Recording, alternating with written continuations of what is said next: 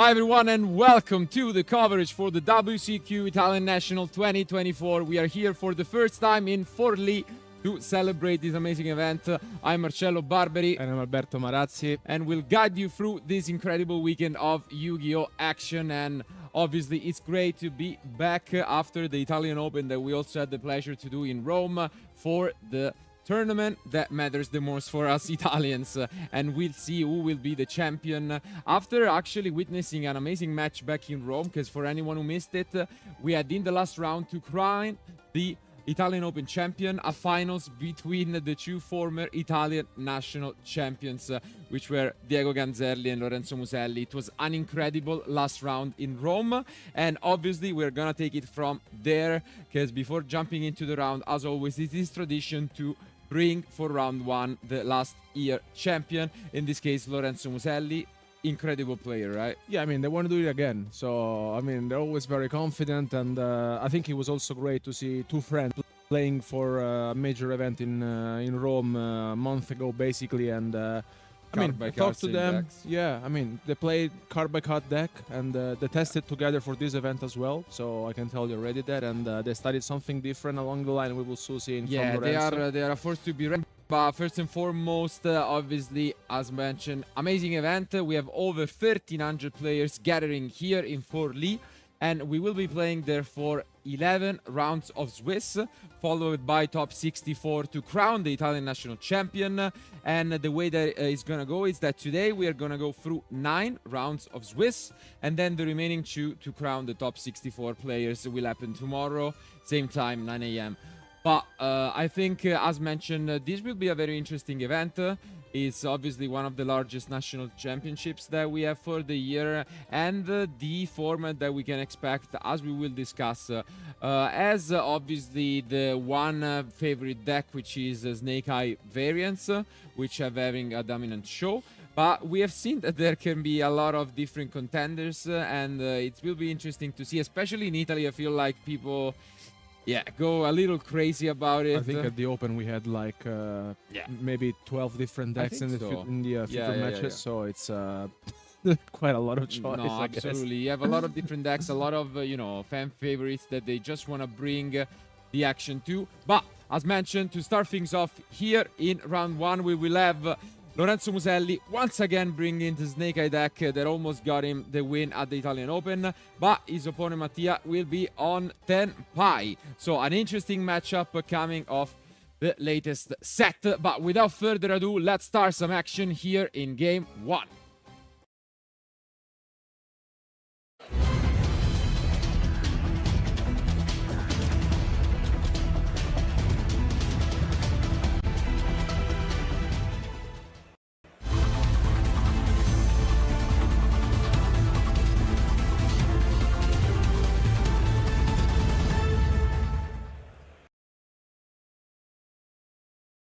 And here they are.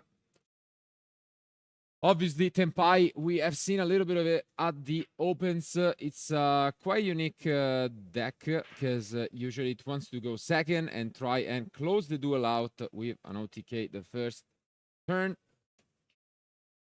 And so we can probably expect this role not to be that relevant, because Lorenzo should be the one going first regardless. He was playing a Castira engine at the Italian Open, so let's see if, again, he decided to stick with it. And yeah, it seems like he will be the one going first. We have seen what the Snake Eye deck can do multiple times over and over again, but we can already tell you that there might be a tech, especially in the extra deck for Lorenzo, that we have not seen at all this weekend, so let's see if that will come up. And yeah, we do see the Castira cards. I think they were really impressive at the Italian Open, and I do agree that, especially when players are maining 15 to 18 entraps everywhere, they bring, a lot of solid advantage. But it made a lot of difference, especially, I mean, we saw how Castira Birth was impactful throughout the event. And, I mean, I think overall in general it gives deck a very good speed and addition. And, I mean, as you mentioned, I think for Tenpai in general is not, I mean, it's not the end of the world to lose a die roll. You really want to go second. And okay, we see see the very good start. Yeah, very good start from Lorenzo. And I mean, I'm very curious to see now, basically, the approach that Lorenzo will take, because I know that they tested this out with Diego, and I think I don't want to spoil this yet. So it's let's see how this will be played out by him. But in general, I mean, the approach lately we saw also at the YCS in Indianapolis last week. A lot of hand traps in the main Yeah, deck, of course. at least 15 to 18 hand traps. But it looks as if here Matteo doesn't have anything or any response. Yeah, I mean, Tempai is one of those decks that can play obviously quite a few interruptions, but can also choose to play cards like Droplet, Lightning Storm in the main deck, as you always go second. And this is one of the strengths of the Kashtira package, as we've seen, especially right. So the Pressure Planet, it's an additional card that can be used with the Diable Star or the Snake Eye engine, and yeah, this is exactly what's going to happen. And if there is no response, this will be pretty smooth for Lorenzo.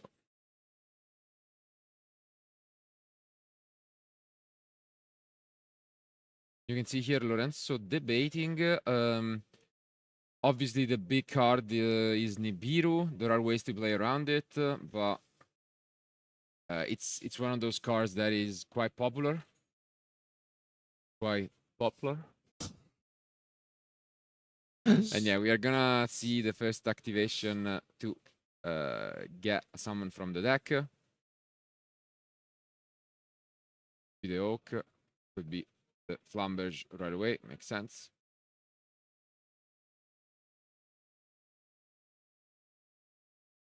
And I think, by the way, this is one of those matches in which you come back, to the other national championship as a champion, and you think Lorenzo feels the pressure. I mean, not that he's not like, used to these stages, right? But you come back here as a champion. You really want to prove you can still do it.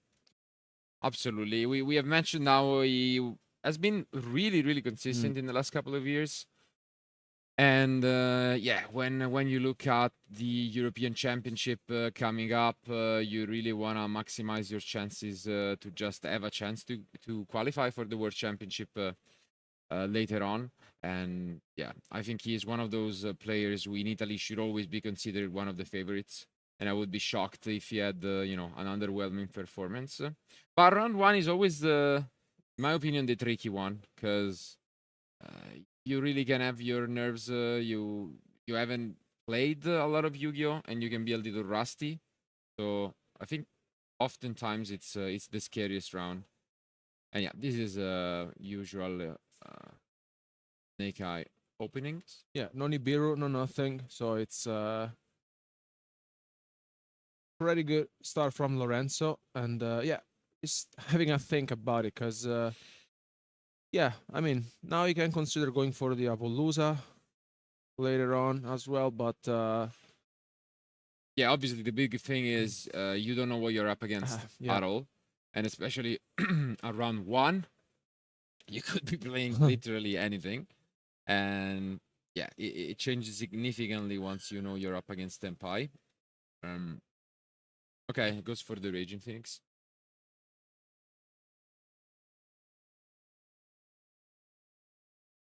Interesting.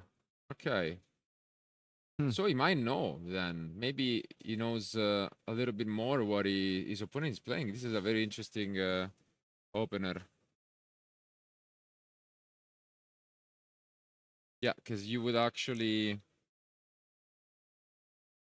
maybe, I don't know, maybe they're from the same area in the same city, and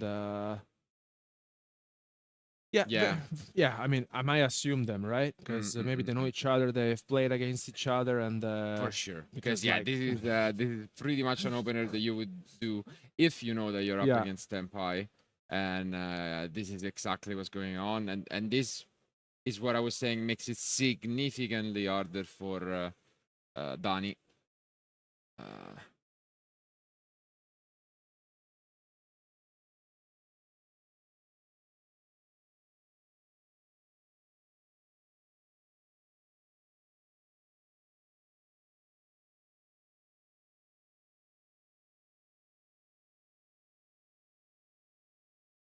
Harry goes with the Pot of Prosperity to start things off with. And Lorenzo allows it. Ooh, okay. Lightning Storm, Droplet, the Fill Spell. Another, well, I mean, these are very good ones. And let's see now what he decides to go for, because he has a couple of different options. Either the Lightning Storm or the Droplet may be very impactful. Yeah, he's having a quick rate at the Fuko, which is, one of those cards. Very hard to deal with for the deck. Exactly. Yeah. And obviously, as you can see, Lorenzo also played incredibly around Lightning Storm, and yeah, this is quite tough to fight back if you are playing Tenpai, and yeah, just giving him a lot of advantage. Yeah, he's having a big think about this. I mean, it all depends on the rest of his hand, but it won't make sense to either take, the Droplet or the Lightning Storm, but not easy. Yeah, he's debating, but in the end, he decides to go for Fill Spell. Yeah, it does. Ooh, and actually, now that we have access to the deck lists, I can tell you that there are quite a few surprises going on from both sides, and especially Lorenzo deck list is very, very, very unique. So we'll be able to check later on some of these tech choices. Wow, definitely interesting lines. But on the other end, as mentioned, this looks like a pretty straightforward Tenpai deck lists. Kind of unfortunate because he's maining 12 Anchops and didn't really see any going second. And now we'll try his best, but the rest is pretty standard. The thing is, you don't have that significant amount of flex spots. And let's see this battle.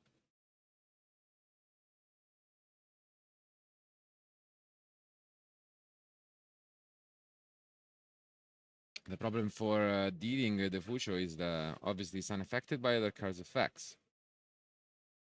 And yeah, it's almost unoutable for Tenpai.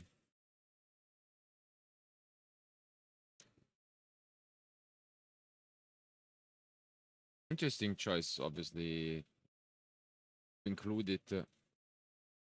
We have not seen a lot of it, but yeah, we've seen some Lily Rusk. And it's obviously a deck card for this specific matchup. And as you can see here, it's going to use the effect to just get the protection from battle. Set up even more with the Poplar. But at least his opponent... I mean, he's going to try his best. It's very tough, because even if you try and go for like a Black Rose, you don't get significantly ahead here. And your opponent is going to get another turn.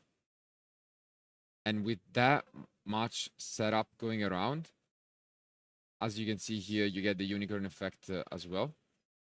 And as we have mentioned, which was also one of the strengths of this package back at the Italian Open, when Arise Art, and the Diablos combo was there, everybody was building their extra decks with 2-offs to fight for it. Now that is not an option anymore. Most extra deck consists of 15 different cards, and the unicorn effect gets significantly stronger. It's so annoying to deal with it. No, but like the Kashtira package in general, I think it has been incredibly powerful, and I think this is one of the main reasons why, I mean, we still see them in Snake Eyes decks, and I mean, Lorenzo here is having a think about this, and then I think he banished the Erratics Heal, I guess. I didn't quite see it, but here it's trying, still. I mean, yeah, the Fugo honestly is maybe one of those cards that you don't really expect, but yeah, with Protoss Prosperity being activated and the extra deck, now I think is left with just a few monsters. Yeah, now we're gonna get another Synchro Summon. He's debating whether to go for a 10, and he does. No, again, unsure. But yeah. They were just declaring which was used previously, synchro summon. And yeah, now we do get to see the translucent. Ooh. Yeah, the transcendent come down, and oof. And once again, yeah. we extend furthermore. But as you mentioned, was he only playing one? Let me check his extra deck. Yeah, he was only playing one Erratic Sphere. Wow. Sometimes you do see a chew off in the deck, and this is quite a big punishment because that could have been one of the cards to try and hold some of the advantage. Now he might be forced to go for an SP. Yeah, makes sense. And what is he gonna go for? Because he, I think he's locked under fire.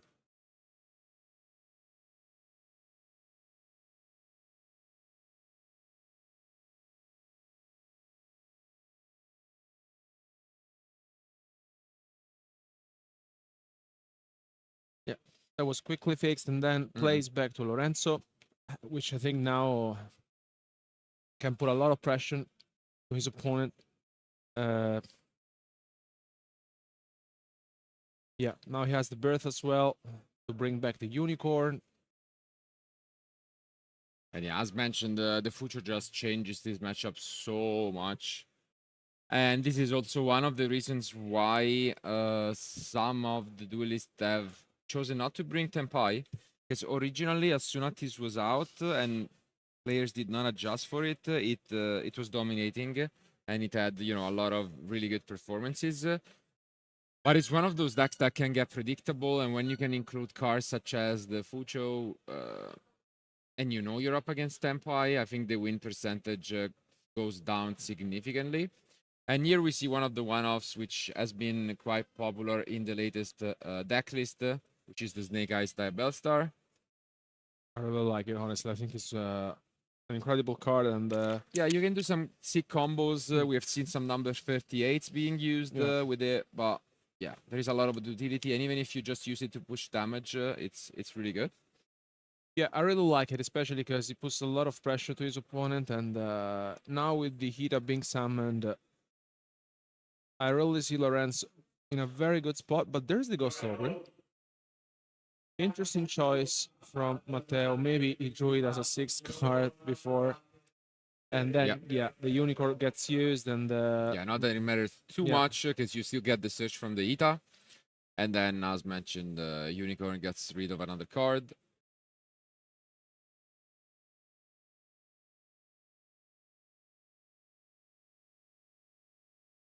Yeah, very slim extra deck now for Matteo, and Black Horse is gone.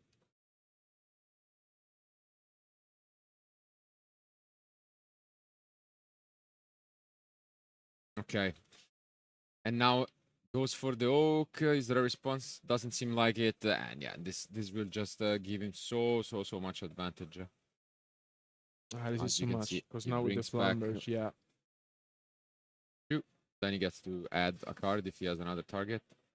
Even if he does not, he can just try and push for game.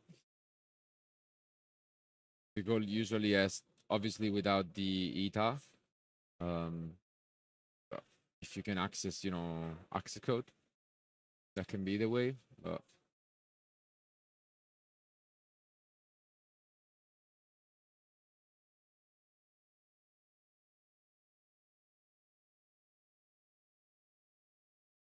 and yeah, now he continues. Lorenzo executing pretty well. He has been playing the deck for a lot of weeks now.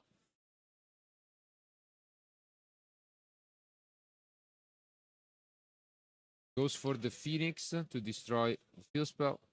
And the face down goes. Yeah, it was just another prosperity. Nothing to worry about. Playing around the droplet or, most likely droplet permanents.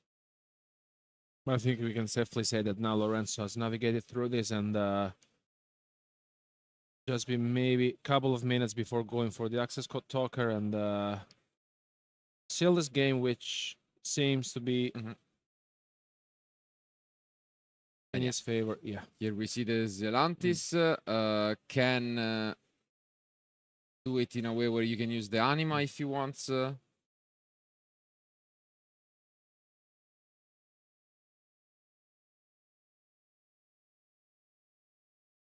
And it seems like he's executing really well. The princess comes back. And yeah, down the Raging Phoenix. And this is plenty of damage to seal this game out.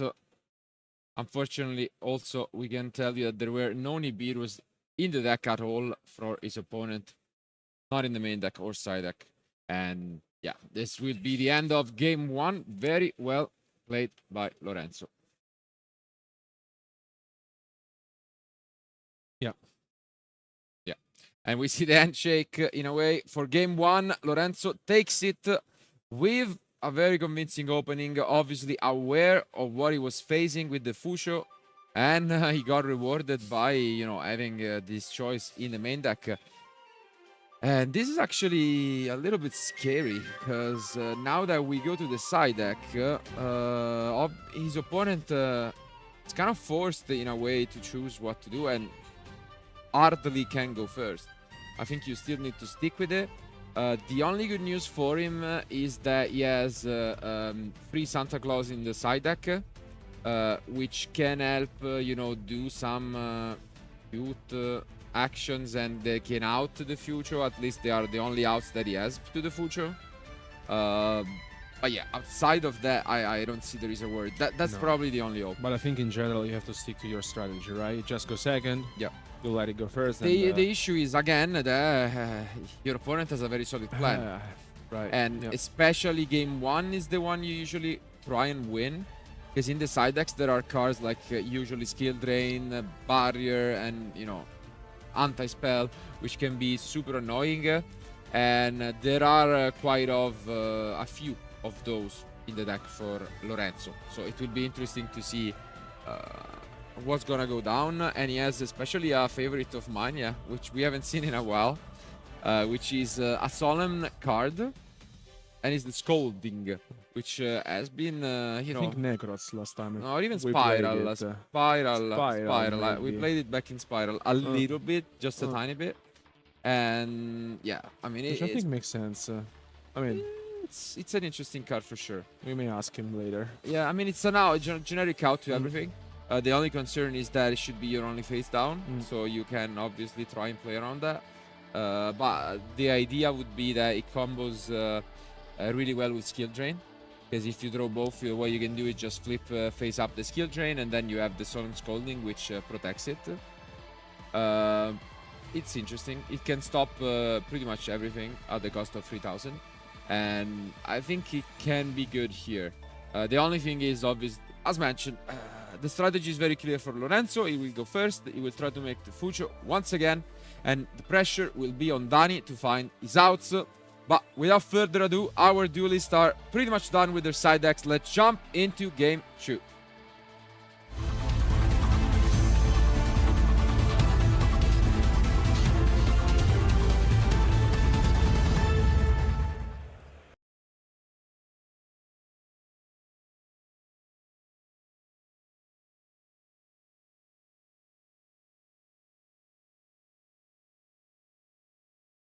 And here they are, as expected. Again, Lorenzo is the one who will be going first.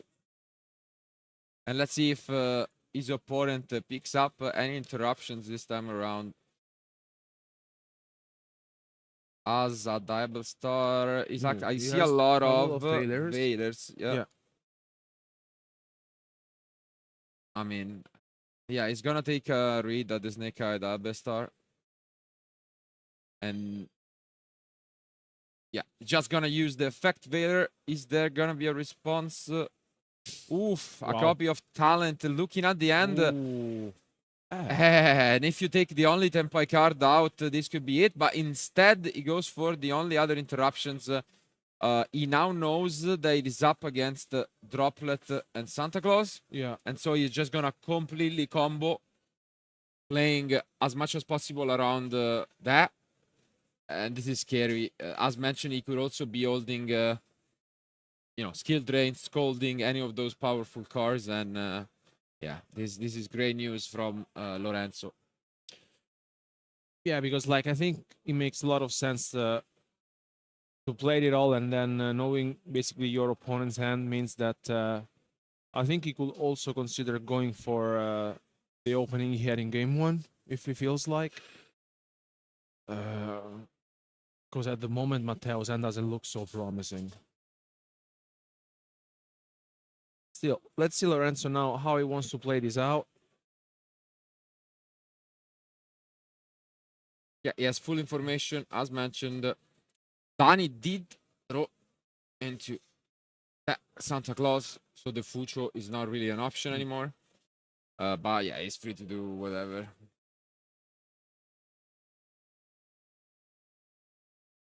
Here gets the fill spell.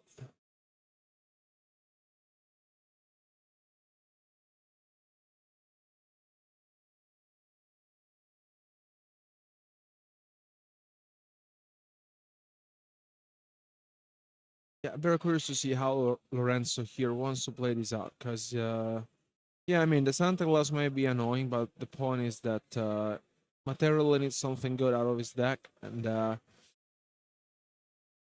let's see. Now with the Flamberge, he's going to Link Summon. Comes the Masquerade, and then with the Flamberge, he will bring back 2 pieces from the graveyard.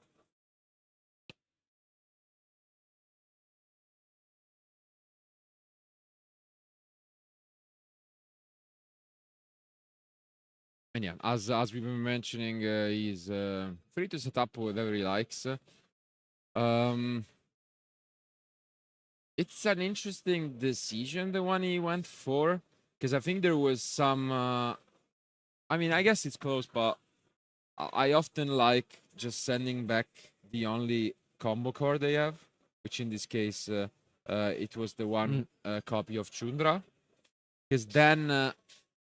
Obviously, they need to top deck. They do have quite a few cards to do it, but if you think about it, there might not be that many. I don't know. It's a close choice, because obviously, if you take away the Vader, it also might depend on what he had, because the Vader could have stopped him. But yeah, if he has like a skill gem, for example, or yeah, any sort of obviously, interruption, then then it makes sense. Yeah. then it's almost unwinnable. No, but I agree with you. Like if you take off the only piece of engine they have, I mean, they're still holding in the deck at least 15 hand traps, right? So it's, yeah, they probably have around 9 throws with the prosperities along the lines, but yeah.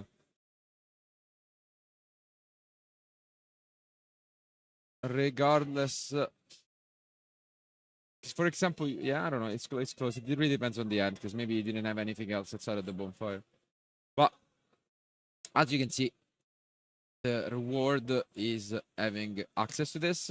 And what I don't like about playing Droplet in some of these decks is the conflicting aspect with playing multiple Entrops. And talent, as you can see here, Droplet is really good when you can use it not for a full -2, -1, It's great when you can chain it to some spells or like use a field spell, and then in this case, he's down a card because he used Valor, and he's down another one because of the talent. And what is he even gonna use it for? Because the Santa Claus, he needs to summon to get rid of the Fujo if he comes down or whatever. Then he has a combo card, so it gets kind of weak. And yeah, here comes down the Fujo, which is gonna force out the Santa Claus. And then we are almost out of cards. So let's see this top deck. And he's at 1, which may be the skill. Yeah, it's the scary one. Because technically, this could be just exactly the Santa Claus, the Droplet for the Appaloosa, and then the Shundra. Yeah. But this leaves you with no cards, depending what the top deck is, as mentioned. And yeah, you're still facing a scary, scary field.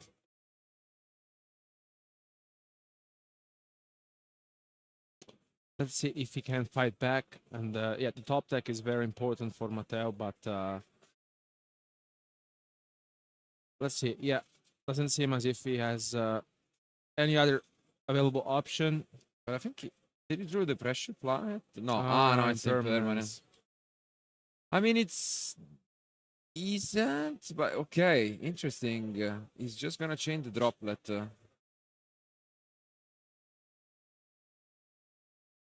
But yeah, I mean, yeah, exactly. This doesn't do anything at all because obviously he now has full knowledge of the end, and this is gonna be it, I think, for Dani. Very well played by Lorenzo, who just made so that his opponent would be out of options. And he completely did it. And this looks like a very dominating round one by the former and current Italian national champion, who is going to take this one 2-0 in a very convincing fashion. Well. Yeah, I think it's just a you matter just of... make the Zelantis or whatever. I mean, it's really easy. Your opponent is literally out of cards. 0 cards in the end or field from Dani. And yeah, make some mats. Yeah. I think this should be already enough.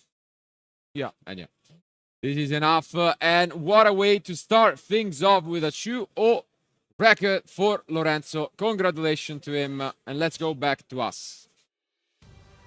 Well, what a way to start things off here in round one at the Italian National Championship 2024. I mean, we knew that Lorenzo was, again, one of the favorites coming in at a very consistent season. And he's just one of those duelists who always try to bring some innovation to his decks. He's playing the Kashtira Snake Eye deck, but without revealing too much about his deck list, I can tell you it's very unique. And I like the approach of just trying to, take those small advantages. You still play the most represented deck, sure. Yeah. But, you try and get there. Tempai not looking too promising, but as we will discuss with Lorenzo later on, it was mostly due to the knowledge of the deck being there before. I mean, once you know it, especially because like we mentioned this before, they may be in the same city testing together or, Yeah, we'll ask him for sure about it, but the MVP was the Fucho. No, for sure. The Fucho just completely took the game apart. Game one, obviously no entraps for his opponent, but we go first. We set up as we should against Tempai, and this is just enough to bring it down. Game two, a little more brutal, I would say. The talent disclosing the full information. Lorenzo with the 3 full copies of talent, so obviously a lot of entraps around, makes sense. And I don't know, maybe it wasn't just the performance that you would expect from the deck. We know it now, as we have mentioned. And what can we say? Great stuff from Lorenzo. But I think without further ado, what we can do is hear from him directly. So we'll go on a short break, and then we'll be back with Lorenzo Muselli, winner of round one. Keep watching.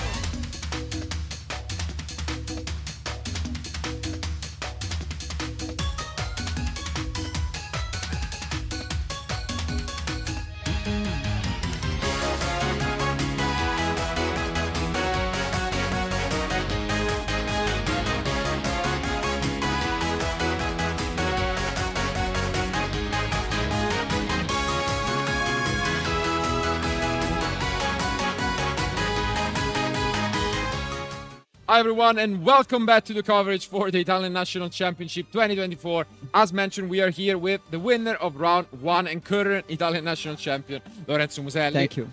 Congratulations, great round, very strong show on your side, Shuo. And obviously, yeah, it was a dominating match against Tempai. The MVP of the match overall was Fusho, and we have mentioned about your deck and your unique choices and your strategy against the matchup. What do you think in general of this, matchup, how it goes? I think with my personal list and my knowledge of the deck, is not that difficult the matchup in my opinion. Like if your opponent let you go first, you know that it's Tempai. But anyway, Tempai has exactly 2 play, the normal summon and Sangen Kaiman. So if you are able to manage to control the game in this sense, it is easy to win. Exactly. No, and you showed it and you demonstrated for us. Obviously, we mentioned that we saw you at the Italian Open as well, where you had the Clash Finals. How do you feel approaching this event as the champion in charge? Do you have pressure to, Yes, I have some pressure, of course, but I want to try to emulate the more 10 years ago. Fabio Minicotti, Stefano Lenti won 2 nationals back to back, and I want to see if the history can repeat itself. Why not? Why not? I mean, would be nice for sure. And something that we have not mentioned is that you are actually one of the 5 bounty duelists this weekend, which for anyone wondering means that if your opponents maybe nobody is gonna do it, but if they win against you, then they earn an additional pack of the latest set. Otherwise, you're obviously gonna defend your little bounty for yourself. And yeah, it's obviously for anyone mentioning the reason why you're a bounty. Obviously, you're Italian champion, but you have also had quite a strong season. Yes. And I would expect you having also expectation looking later on at this summer at the European Championship, and if not at the World Championship later on. Maybe. Yeah. What are your goals at the moment in terms of obviously? Obviously, I want to try to go to Worlds. Okay. This is my main focus, of course, and I want to try to my best. And I'm not out for the playoff yet. Okay. So I'm trying to without any pressure for the playoff. So if that happens, it's good. But anyway, still this event and European Championship. I will try in the main event to go. Yeah, and I think it's always the best goal to just take it one event at a time. Try not to think too much in the long run, and yeah, you'll probably take it from there. In terms of deck, I mean, it doesn't surprise me that you stick at least for the main concept again with your Cash Tira Snake Eye deck. Is there anything more you want to add in like how it changed throughout the last events and why you're still Yes, in this period the meta changed a little bit, but all the week the list would change every week, because every week the people change their non-engine, so you have to adapt your deck, and this is, I think, is the best list possible for this event. Okay, and yeah, we're gonna wish you that. We didn't see all of the spiciness in your deck, and we also kept some of the information private for now because it's still round 1. But hopefully we are gonna see you later on again. And thank you guys for being with us. We'll wish Lorenzo best of luck for the remaining matches today.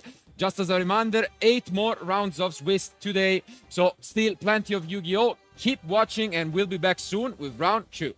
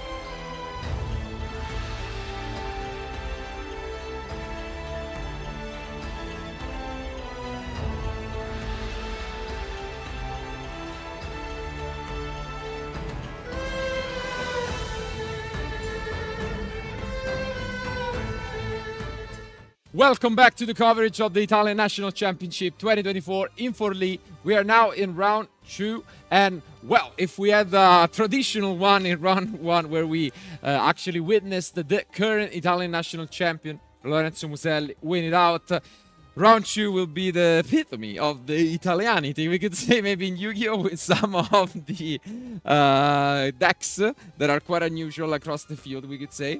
One of them, which has become a little bit of a meme across Italians, is Flow Wanderers.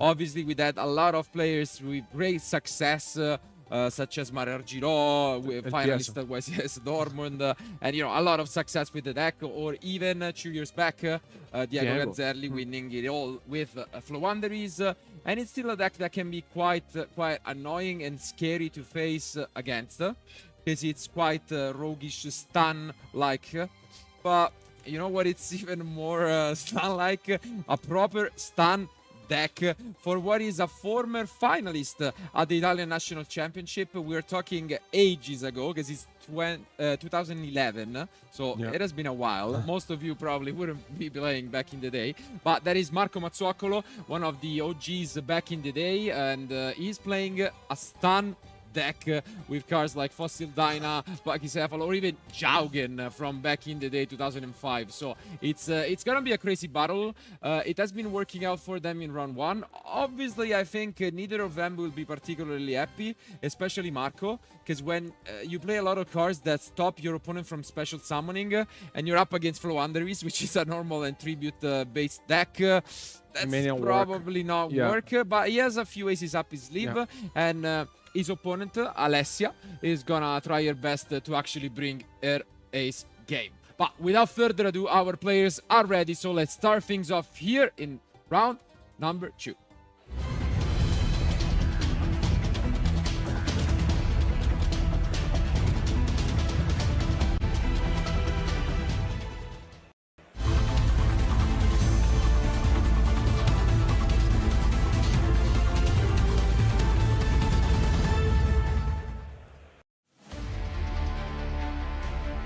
And here they are.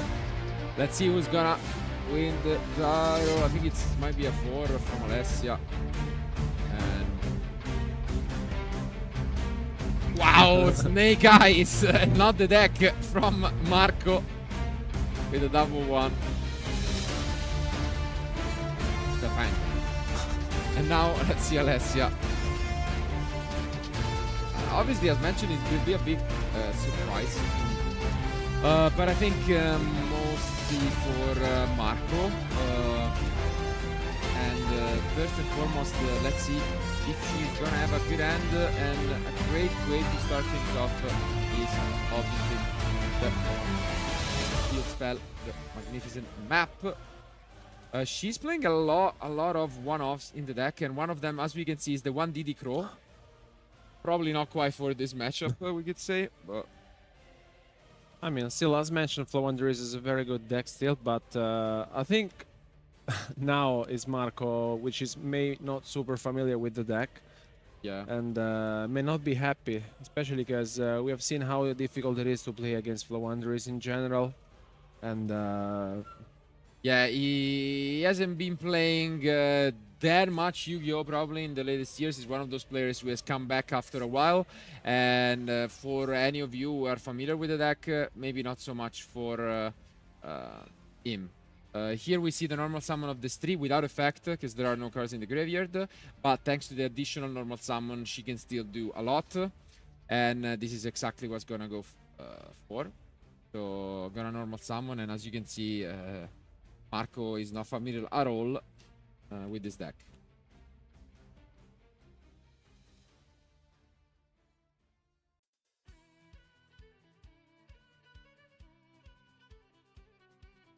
And yeah, as expected, we could see an Empen. She already has the Avian, the Apex Avian, which makes it so that, yeah, for sure, I think we are gonna see the setup, which is what you usually go for, the Dreaming Town, so that you have ways to play during your opponent turn. And as you can see, Marco probably is not super familiar with it yet, but he's trying to, figure out how his opponent, plays.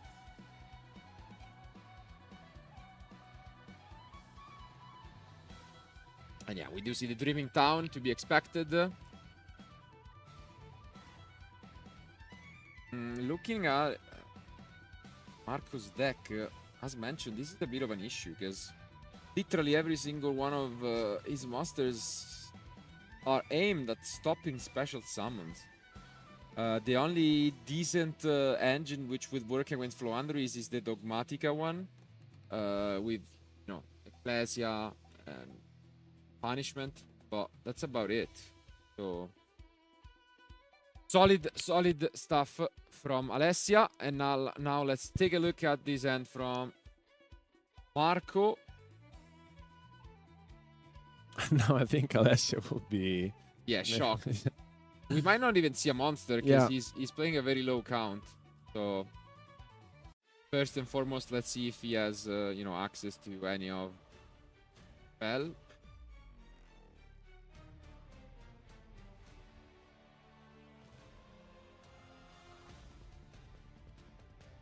Just making sure he knows what's going on, but this is also not that relevant for him.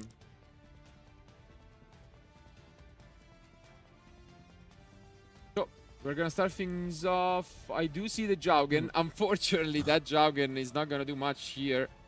Not able to destroy or stop anything, because only normal summons are there for Alessia. And we start things off with Prosperity. Yeah, it seems very tough. Yeah, no, but honestly, I think maybe the I don't see it. Dogmaticas. No, but No, because the only card which could be decent in general is you know, the moon equipment, so the moon mirror shield, which pretty much makes it so that your monsters are always 100 attack points higher than your opponents. or with the crackdowns, you just yeah, try. but I don't know. it's usually not enough because the Dreaming Town puts the monsters face down, so it gets rid of the moon. Yeah, it seems like an upfield battle in this just very unfortunate matchup for Marco. And now, you know, you can see Alessia already smiling. She's like, okay, but this is actually still could be a lot of different decks because only the Dogmatica package is revealed.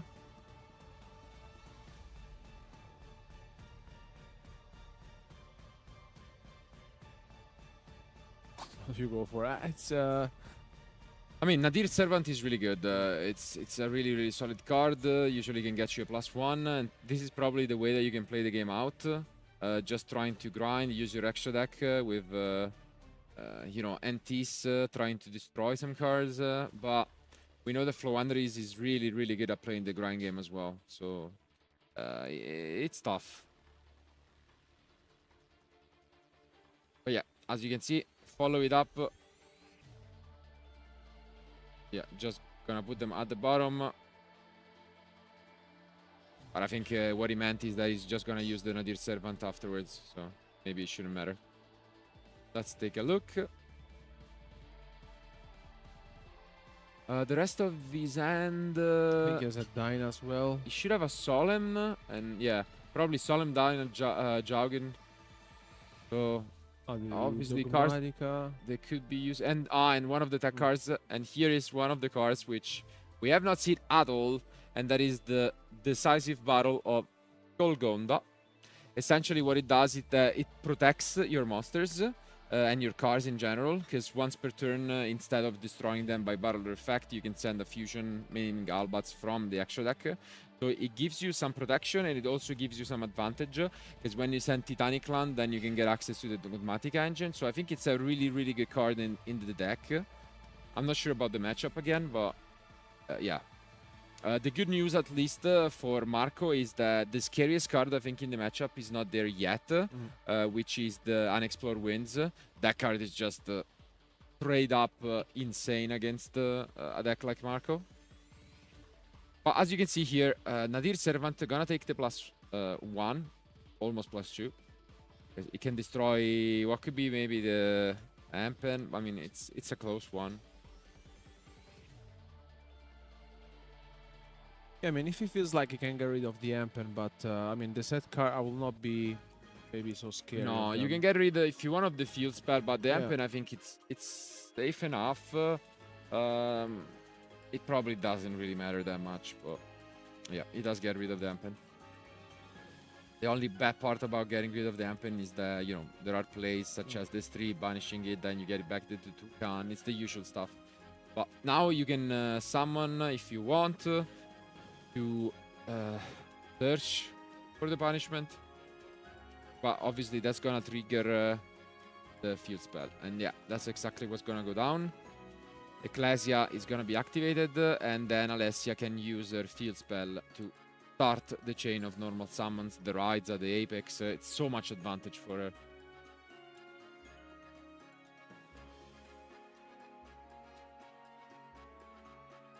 She's considering it. Yeah. And yeah, does activate the field spell. Could get exactly for the Eglin. And yeah, as Marco will unfortunately find out, this deck can play very consistently on both players' turn and get a lot of advantage in grinding going on.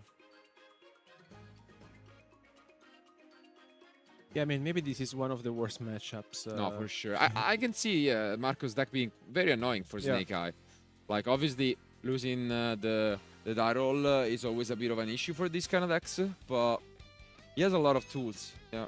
Yeah, he has the secret village with the token, so it's like with a lot of traps as well. So it's maybe very annoying. Like I think the one is just. I mean, in the main deck in general, it's very difficult. Yes. The side deck he has some options. Maybe. Yeah. I'm still a little skeptic, but yeah, we'll see. It's definitely gets more on the awfulness side. But as expected now, you can get to a flow of summons. I think Marco is very familiar with the original Raiza, not quite with the Mega version, but you will find out that it's much, much stronger than the older relative. And okay, she actually goes right away for the summon. Interesting.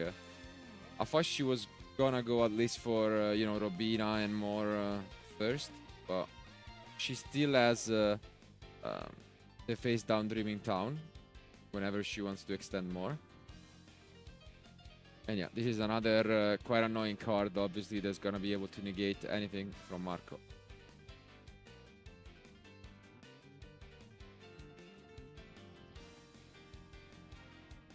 And unfortunately, he also had a couple of monsters which are completely useless now. A difficult spot. Yeah, Marco. I think this secret village will come down. Doesn't really do anything at the moment, unfortunately. Yeah. And then 2 face downs. The best one by far being the punishment, which can be negated. So now plays back to Alessia. She can go for the Dreaming Town. I would be shocked if she didn't. Because like you can do so much with it. And she has this 3 into Empen.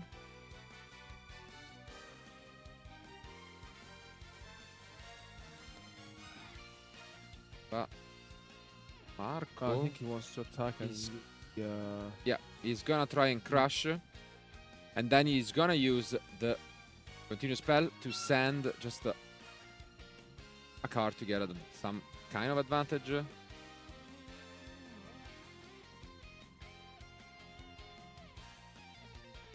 But he can only send a card, I think, that mentions Albas, so his options are quite limited. And yeah, he just gets to a Titanic Land, which essentially is gonna allow him to search in the end phase.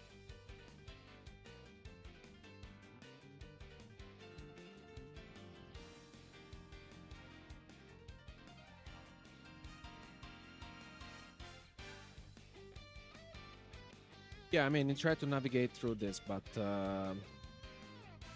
doesn't seem so promising. Ooh, but him. she doesn't go for the Dream Town. Wow.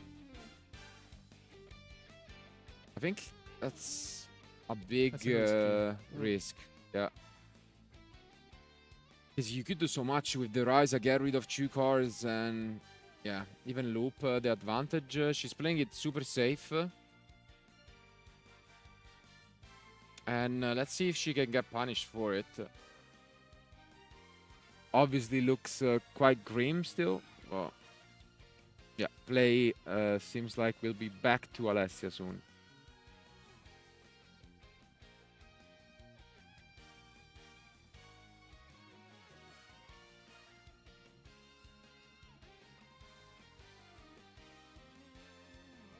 Yeah.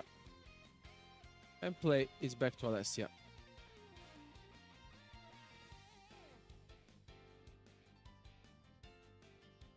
Yeah, she's gonna go for the fill spell.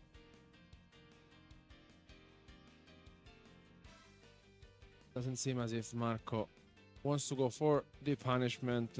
Yeah, because the issue is that the secret village only stops your opponent from activating spells, not from activating the effects of already face-up spells. So at the moment, it's not doing much at all. And yeah, we do get access to the toucan, which, as was saying previously, it gets you this nice synergy of, you know, 3 banishing the Ingrave Empen and then just adding it back. And it's a flow of resources going. Yeah, and you can see Marco.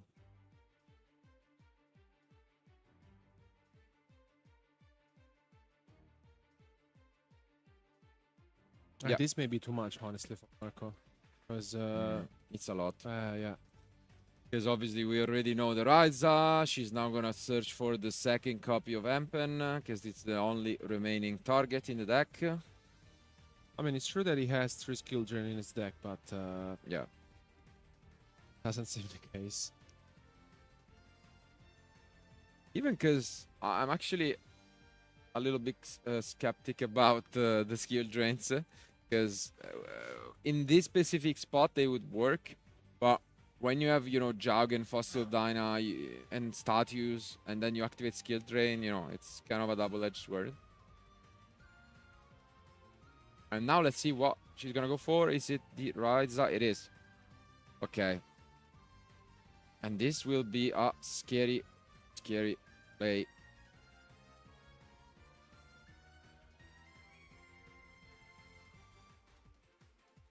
As you can see, Marco's gonna read to see if he has anything else. We know a punishment face down.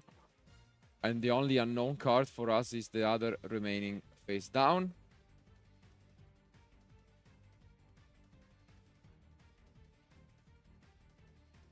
And then, yeah, she's thinking what to put back from the grave card.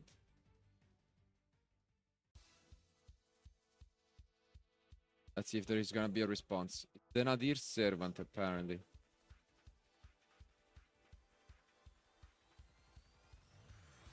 Is it gonna be chained? If not, significant troubles.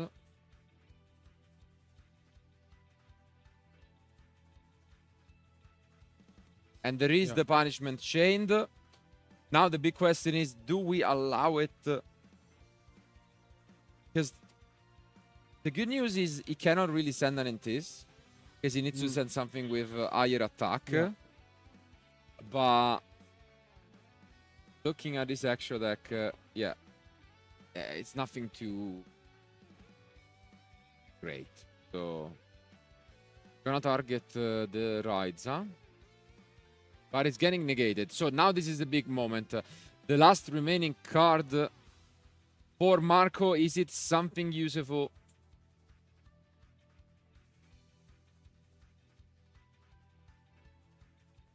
No response from Marco. So And no response.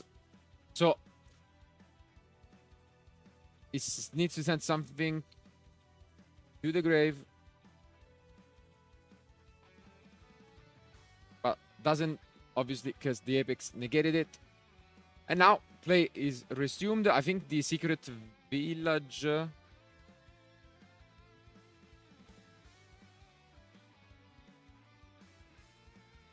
yeah, the secret village, I think, must go back, because it was also the other card.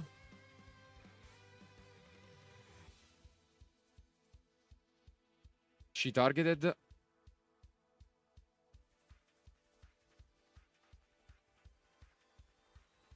So it should go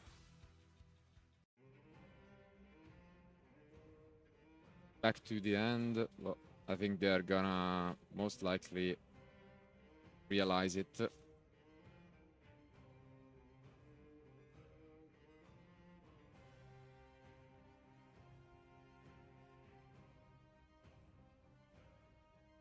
But yeah, regardless, again, only the one face down card is the threatening one. The rest of it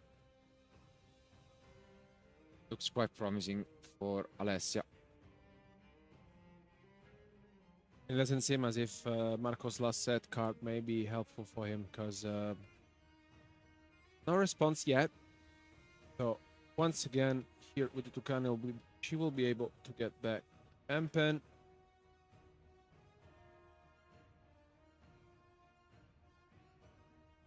This is quite, you know, a very different matchup that we have seen so far. Okay, and actually she goes for the Apex once again. Interesting. Because I think not accessing the unexplored wind earlier, obviously the secret village stops you from using it, but now he's just gonna go for the protection once again. This doesn't do much at all. And we might have a face down card from Marco, but that would be just negated. Another one. Okay.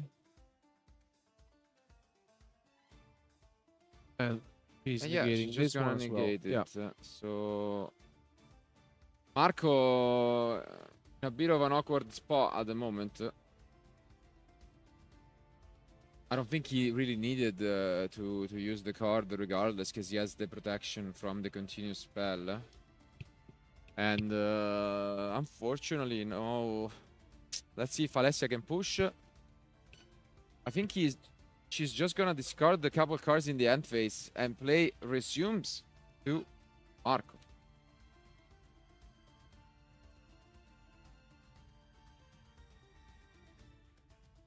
Well, I mean, the thing is that Marco may have considered not to use the punishment and then use the continuous spell he has. Maybe really wanting to spin back the Apex Avian, but yeah, now plays back to him. And let's see if he can find out anything out of this deck, but I think he drew another monster.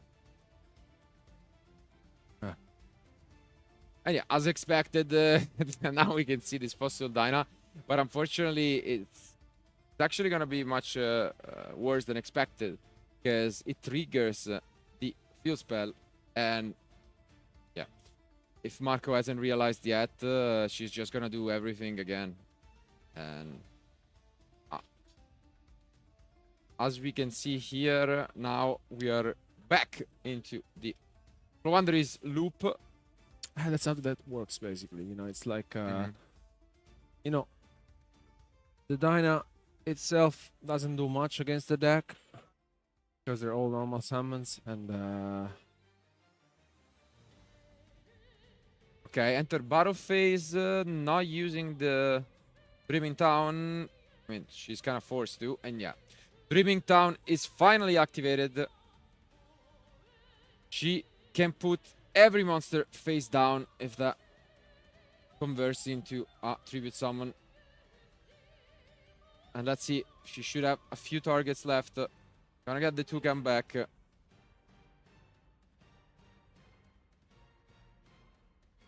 And yeah, this seems quite problematic from Marco.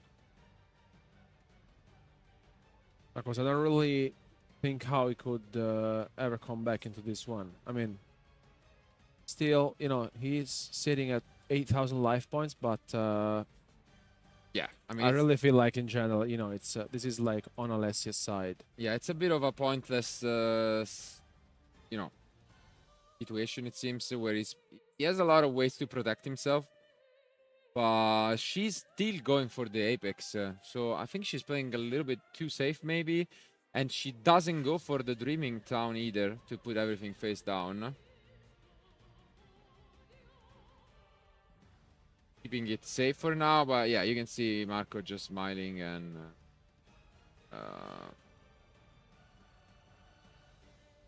yeah, she's back with 7 cards in hand.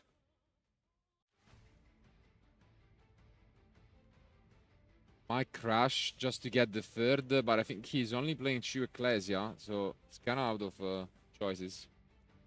And the decision to go for the Ecclesia the previous turn, foregoing Search, could actually punish him, because the third copy of Punishment could have been okay. And he's actually gonna crash. Not gonna go for the protection effect. Interesting.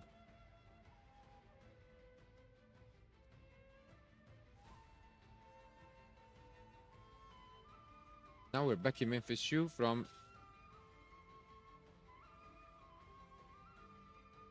what it seems.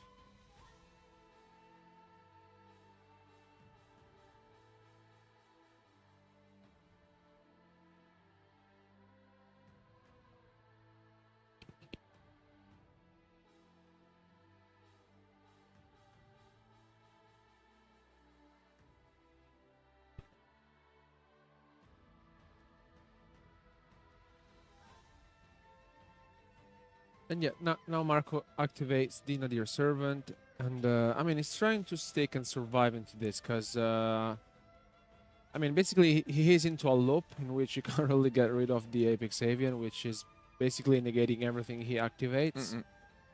And on the other hand, I think also he should be considering that 20 minutes remaining on the round.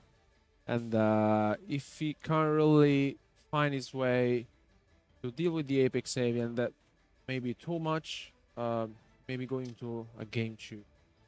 Otherwise, he may risk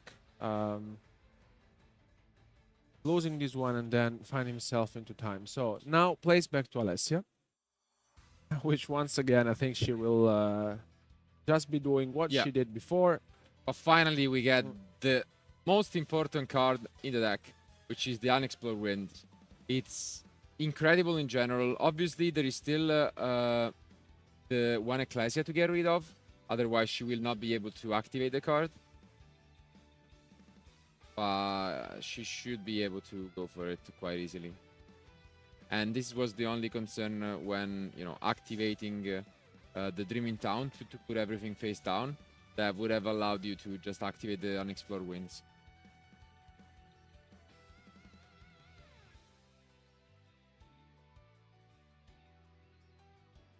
Now, once again, let's see if she will decide to go for the Apex Avian, and she's playing pretty conservatively. She has tons of cards in her hand, and yeah, she'll go for a Tribute Summon. Let's see. Goes once again for the Apex Avian, and she's slowly reducing Marco's life points because now entering battle phase, and gets rid of the Ecclesia. But again, there is the protection effect. So once again, no Dreaming Town activated. And I mean, you can't really blame her. The card is quite niche, so she's definitely not used to playing against it. But I think she's prolonging this game a lot longer than it should be at this point. This game could have been over a couple turns ago already, just for the sheer advantage that she had. Not that Marco really has any ways to get rid of this or come back, but still, yeah.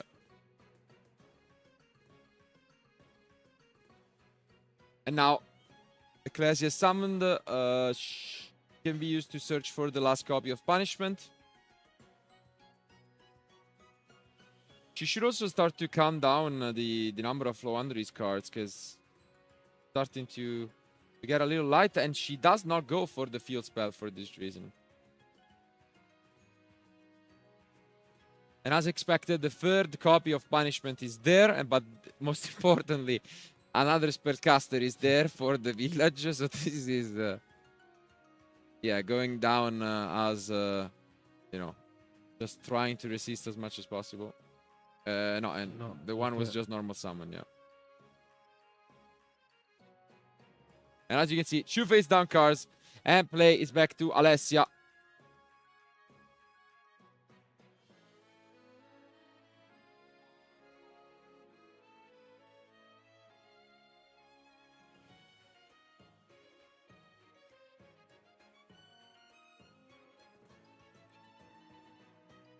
Let's see what she decides to go for.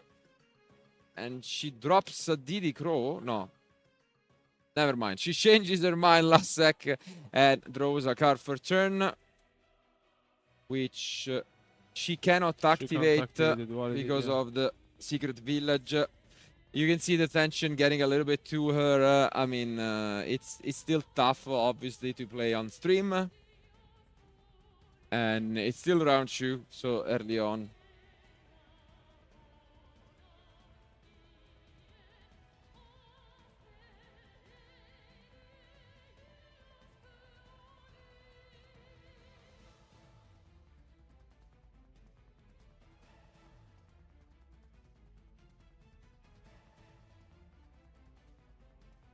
And yeah, here once again, he'll try to put some pressure on Marco with the Eagle, and I mean, very hard game 1 for both of our players. Yeah, so much advantage, and She's almost hitting the 30 minutes line for this game 1.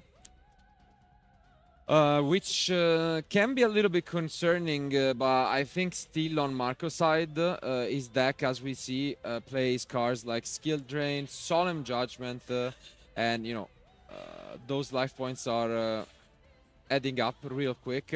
While on the other end, we know that the Floowandereeze deck, if it wants, can easily go for Advent and just gain 500 life points. So it has a way to easily gain life if time is cold. So okay, she now decides to go get rid of this continuous spell.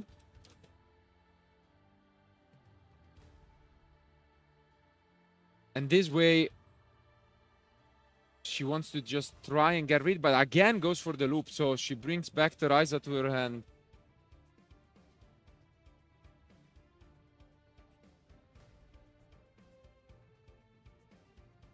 So now Marco may use once again his third punishment, and which may be negated from. Yeah, I think it will be negated by the Apex save, and if she really wants to, but Marco is considering it. So yeah, and yeah, she's kind of forced at this point to negate, and I think she has gone through both normal summons already. Yeah. Which makes it so that Marco can just attack next turn without normal summoning. And yeah, she's just forced to discard a couple of cards in the end phase, really making it hard on herself. And Marco is now gonna top deck and activate once again his continuous spell. So we are back square one, where he can now swing for 4200 and surprisingly get a lead in terms of life points.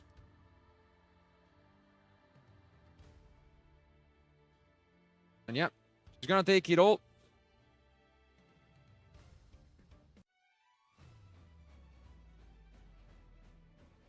With what have been the same exact cards, because he has been stuck under the Ryza loop for a bit. And now she might be in trouble. One more draw. It's the street, as we knew. And she's gonna use once again the field spell. Maybe banishing an Advent. Very few options left. She has been going through these Floowandereeze turns for a bit. And yeah, as expected.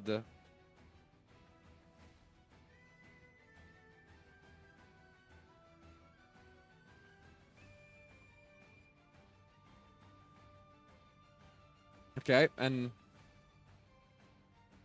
this 3.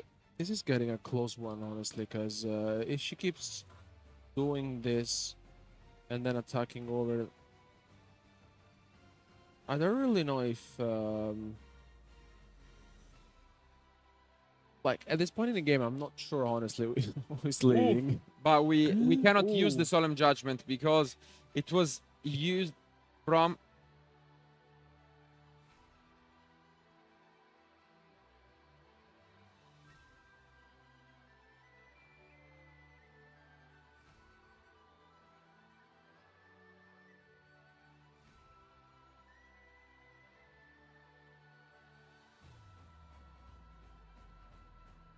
let's see what target she has left in deck.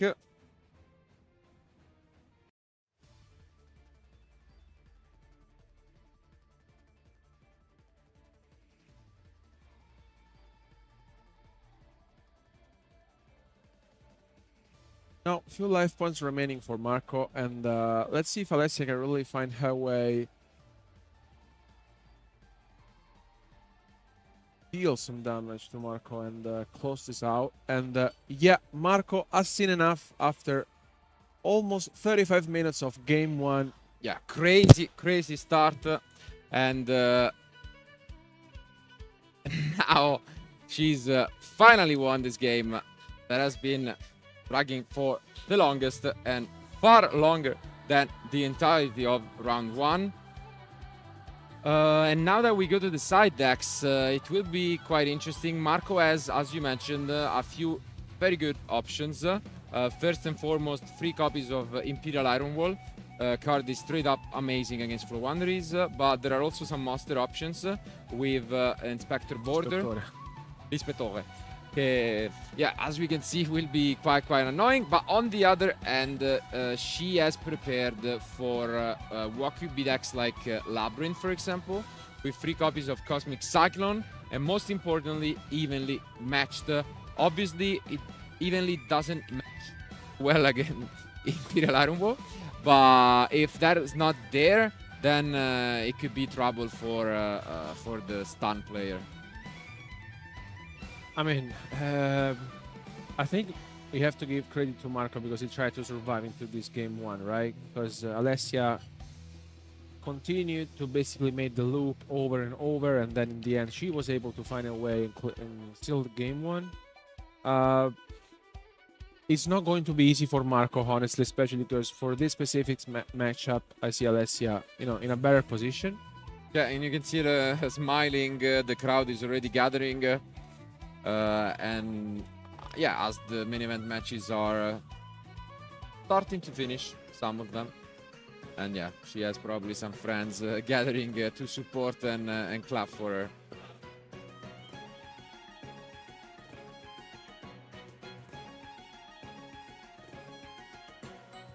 Almost done with their side deck, and I mean, we have to keep in mind that there may be a chance that if Marco wins this game 2,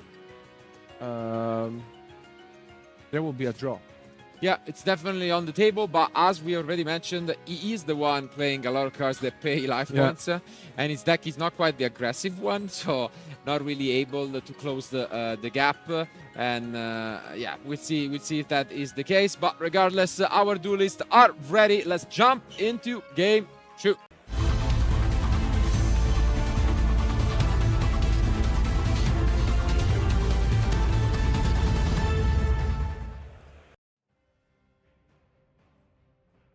Here they are, and I'm pretty sure Marco will start things off. The question is, again, is he able to access some of these side deck cards? He really needs them because the rest of his deck stops special summon, and that does not work against Flow Wanderers.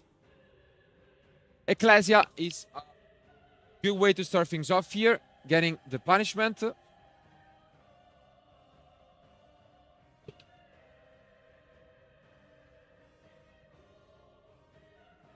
We'll start from Marco. Let's see if he has any copy of his spots in the deck, either a duality or a prosperity. He has the duality. Good one. Huh.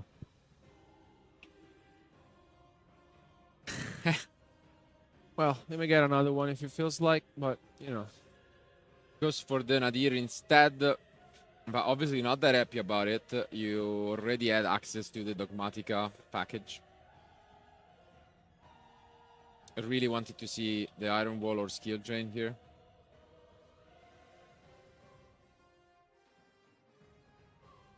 Let's see his follow-up. He does have Prosperity, and this is big. How many cards is he gonna banish? Is it still just the 3? Honestly, I would even go for 6. Why not? I mean, there are 7 minutes, so it's... you really want to get to that Iron Wall. I can't quite tell. It's just 3, and it's a Solemn Judgment, but there are 7 minutes remaining. So if you activate that Solemn, yeah. How are you going to close this one out? He needs to play as fast as possible, but this will be a tough one.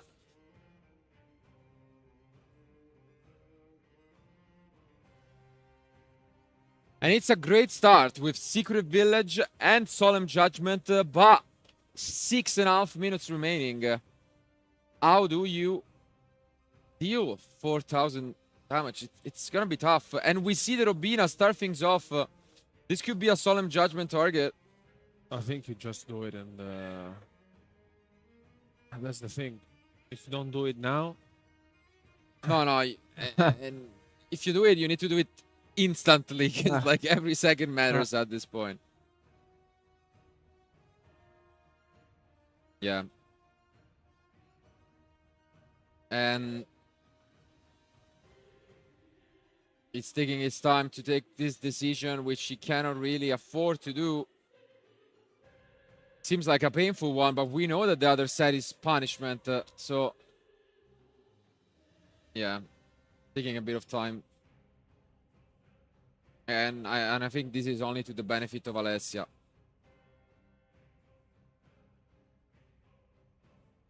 I think it's, yeah, you're forced to do it. No, you have to do it because otherwise it just, you know, it gets out of control. No. And he doesn't activate the Solemn Judgment. Wow. Sooner or later he's gonna be forced to. And she goes for this 3. Interesting enough. Must have a few more from under his masters in hand already with the Eglen.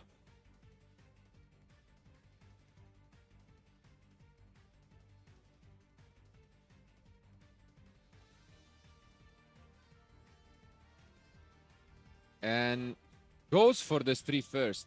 Wow. Just gonna go and target any cards for Marco. Who is considering just going for a punishment.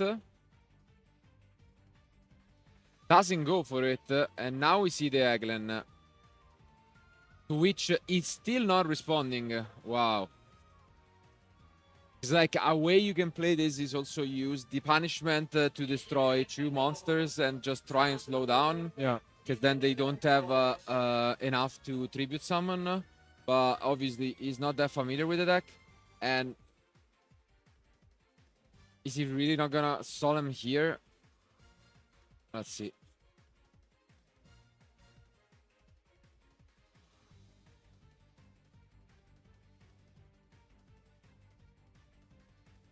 I think he Solemns now. I mean, if he does, obviously this whole sequence didn't make sense. So might not just go for it. And you're right, he does. And this is obviously paying some of the inexperience where this would have been much, much better to just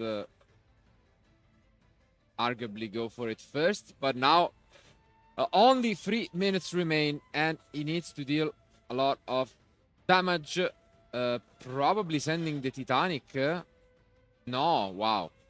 We might already have some monsters gonna destroy one of the tech cards, one of the one-offs in the deck for Alessia. But I would have liked maybe access. Obviously, we know the Nadir Servant is there, but you need to push as much damage as possible. And you only have 2.5 minutes remaining. He needs to play this fast. Yeah. And start things off with this Nadir right away. No response, but this still is not quite enough to fill the gap. Okay, goes for the Antis. Gets what is the second and last copy of Ecclesia and destroys the Prosperity face down.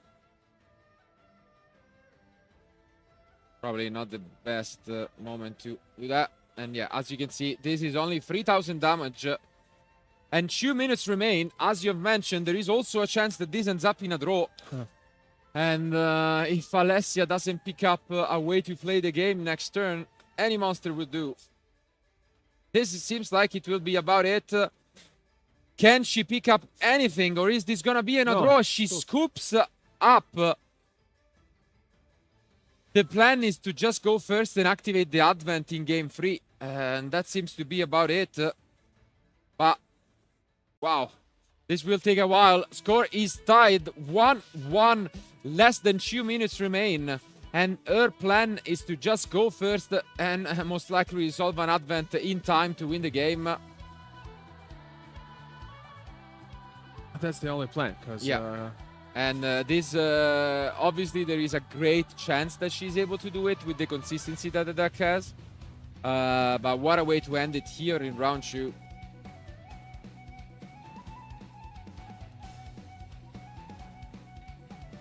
Yeah.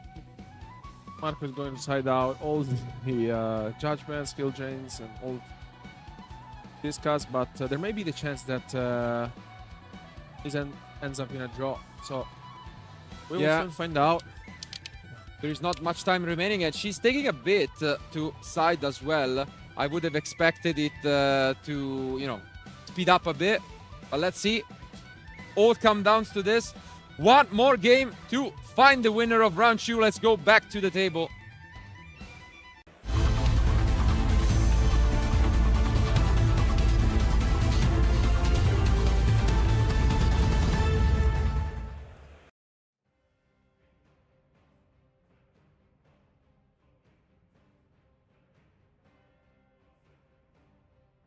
And she opens, I think she does have the Advent, I'm pretty sure.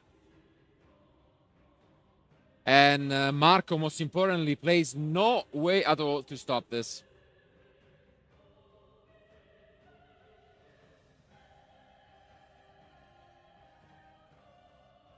Goes for 6, and there is the Advent. Yeah.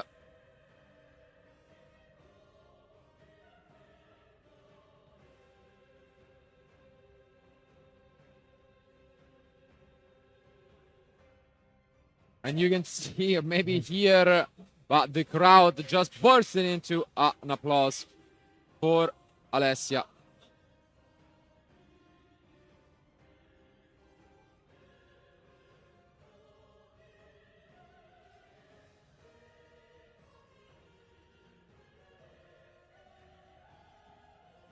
Just a matter of time, it seems.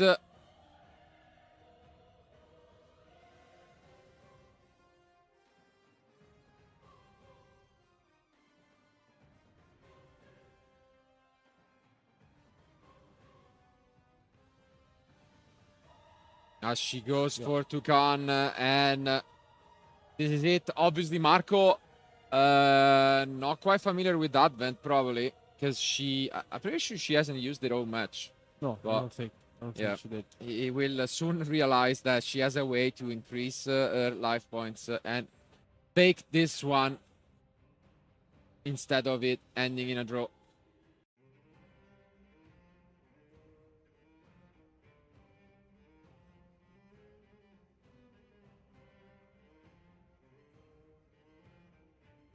And as you can see here, taking her time.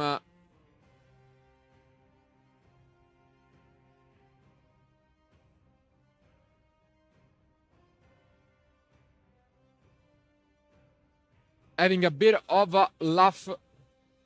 But great way to start things off here at the Italian National Championship with what seems like will be a 2-0 lead for Alessia. And yeah, now she brings the Advent for Marco to read that she has a card against 500 life points. He has a laugh and realized that the game is over. We're probably going to see an handshake come down. And yeah, he's going to just extend it. And the game will be sealed by Alessia.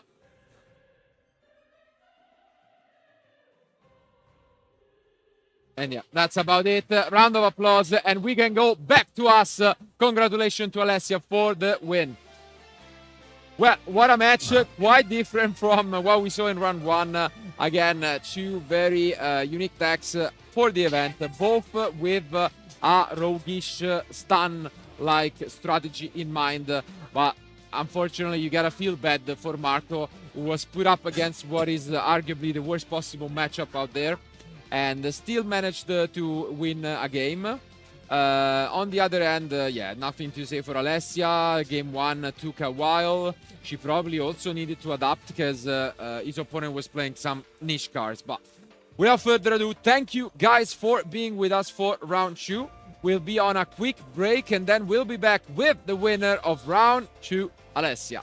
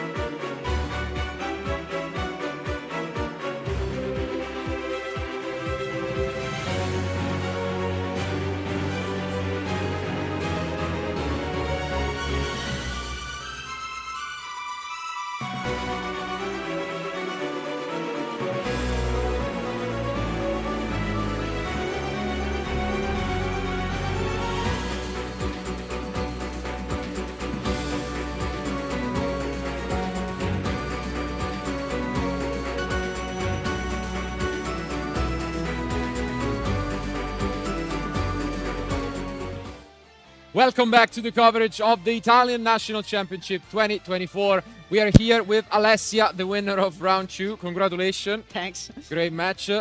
So talk us a little bit about how the match was, obviously. The matchup was a little bit easy with Yeah. Wanderers because Runic Stan in January against Wander is not very strong. I misplay game 1 because I discarded 3, so I don't have to recycle the little ones because I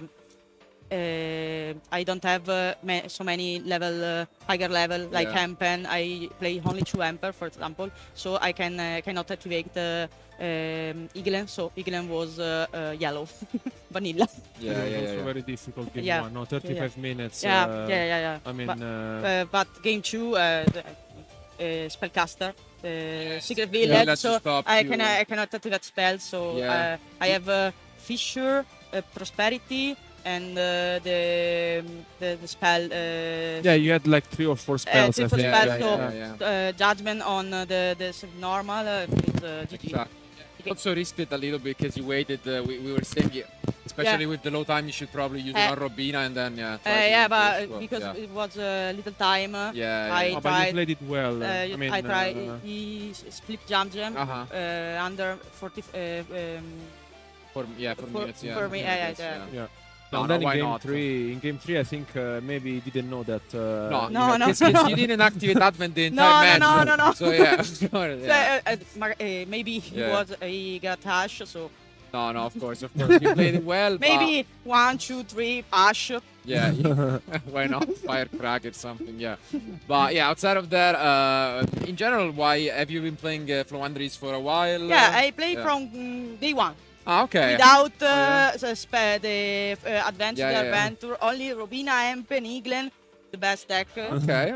And I never see shifter in 2 rounds. So Okay. The next ones. Save it for the next ones. Still, Yeah. no, still it's going really well. So congratulations for it. We Thanks. mentioned that your deck list is also has some unique aspects Yeah. with some one-offs and some tech cards, especially. I don't know if you want to talk about. the I decision. play only 2 Empen. Mhm. And for example, I play 2 Tukang.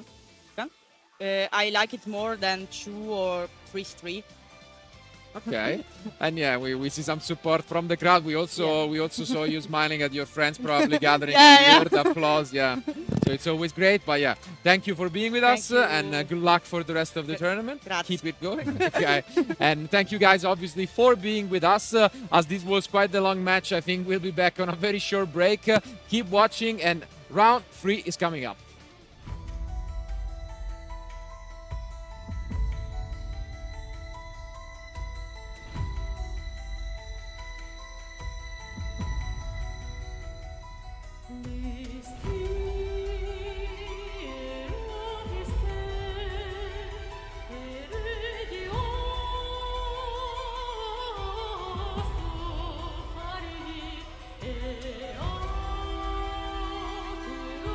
Thank you.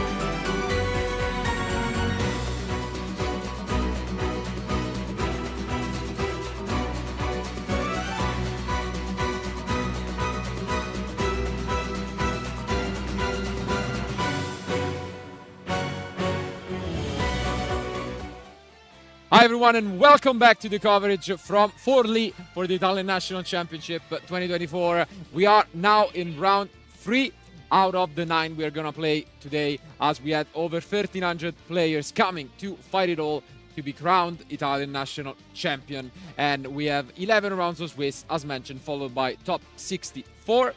And as we approach, some of these early round, we have a lot of players on our mind, a lot of players that we want to see, and obviously that all of you guys want to watch in action. And one of them obviously must be mentioned, the latest Italian YCS champion, I believe, which is Vincenzo Orofino, back in Dortmund. Obviously quite young and quite a promising player. And although he has not been in the most consistent season, maybe, he has shown a lot of creativity.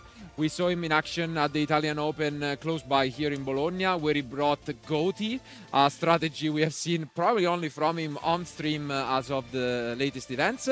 And once again today he is showing off with a deck that is definitely on the niche side, which is Salamangreat. Yeah, I mean, definitely I was not expecting this to be seen during this weekend, but I like his choices. We will talk about it later during the future match, and I also really like the approach that Vincenzo just says. For sure. Feel confident enough with this deck. Why not? Yeah, I mean, a lot of people have talked about, the year of the fire, and Snake Eyes have been showing off quite dominantly. But the OG, Fire, Link, and so on deck has been Salamangreat, and a lot of changes in the latest Forbidden Limited lists have come off, maybe off the radar, but the deck is now back in full power. There are 3 copies of Gazelle, 3 copies of Circle, so everything is free.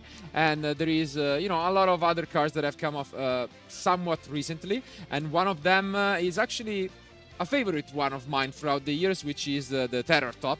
He's playing the 3 full copies, which is a card that has been played in a lot of different decks, all the way from Burning Abyss to Goki. And it could work out here. It's one of those cards, again, single, combo, easy, and I like it. His opponent, however, will be on the opposite end and will try to make it complicated for him. But he's playing, I think, a somewhat stable deck. So just a regular Snake Eye deck. Nothing too fancy, no Kashtiras, no other engines, no Fire Kings. Just straight up pure Snake Eye with a lot of entraps in the main deck. I think 18, right? Yeah, it's 18 plus 3 cross-up. So it's a lot of them. But I mean, we have mentioned this earlier. Like this is the trend, more or less, to play a lot of entraps, and I mean the consistency along with the engine itself, and also like having a look at the side deck as well. We will talk about it later. I like it. See it. It's definitely up there. One card that I just want to mention before we jump into the match is 3 copies of Nibiru in the main deck, which is a card that we are seeing, kind of fade out, but we all know the meme of the Salamangreat base combo being a Nibiru token on the field. And let's see if that will come into fruition as our players are ready. Let's find out who will be the winner of round 3.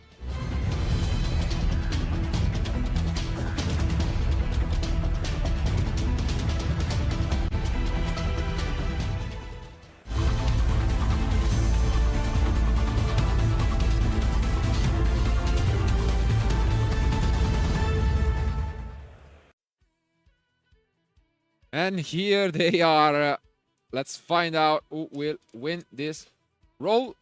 And it's a below average result for Vincenzo, but even a worst one. The luck has not been really up there for our duelists rolling these dices.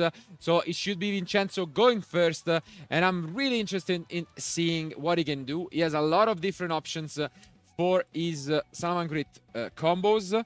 He told us a little bit about it, but apparently what he's trying to go for is to set up the obvious princess, maybe one of the trap cards, and an Ash Blossom, which he can search for the deck.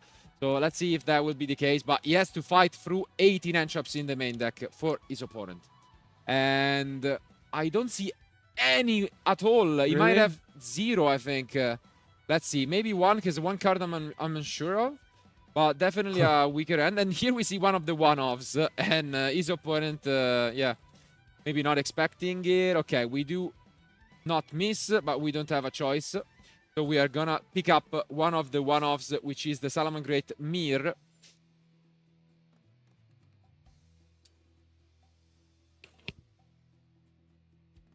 And let's see what he's gonna follow it up with. Obviously, the Sanctuary, hopefully not drawn. Let's see if that will be the case. He does have the target for it. So I am pretty sure that his opponent has zero interruption. I will be shocked, honestly. Yeah, it's crazy considering the end. And what we have mentioned a few times over the years is that when you play so many and you don't see any, the chance that the sixth card is, you know, an end trap is quite high, and that's never a good feeling. But now let's take a look at what Vincenzo is trying to go for. It doesn't seem like he had access to one of the best, you know, one-off combo cards in his deck. And wow, actually a bit of a weak opener by Vincenzo, unfortunately. No interruptions, and this is very, very unfortunate. Your opponent opens no interruptions, and you almost break. That's a gut feeling, but the chances here is, as you can see, that he has an Ash, but it's met by the cross out. And this is something that happened also in 2019, now with the Sound of Grade, when you don't really see a good opening.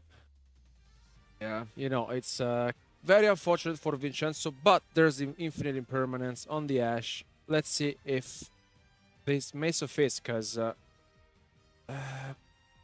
yeah, I mean, the good news for his opponent is obviously when you don't open any interruptions, you got a lot of combo cards going.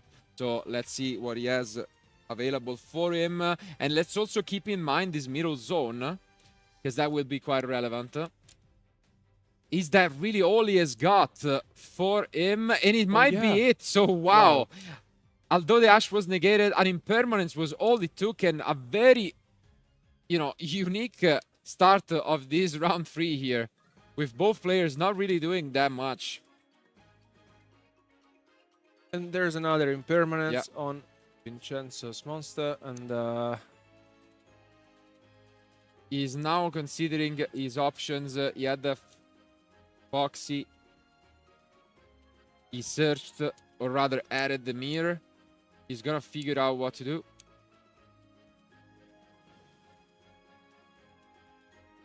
no circle, no gazelle at the moment, so it's oh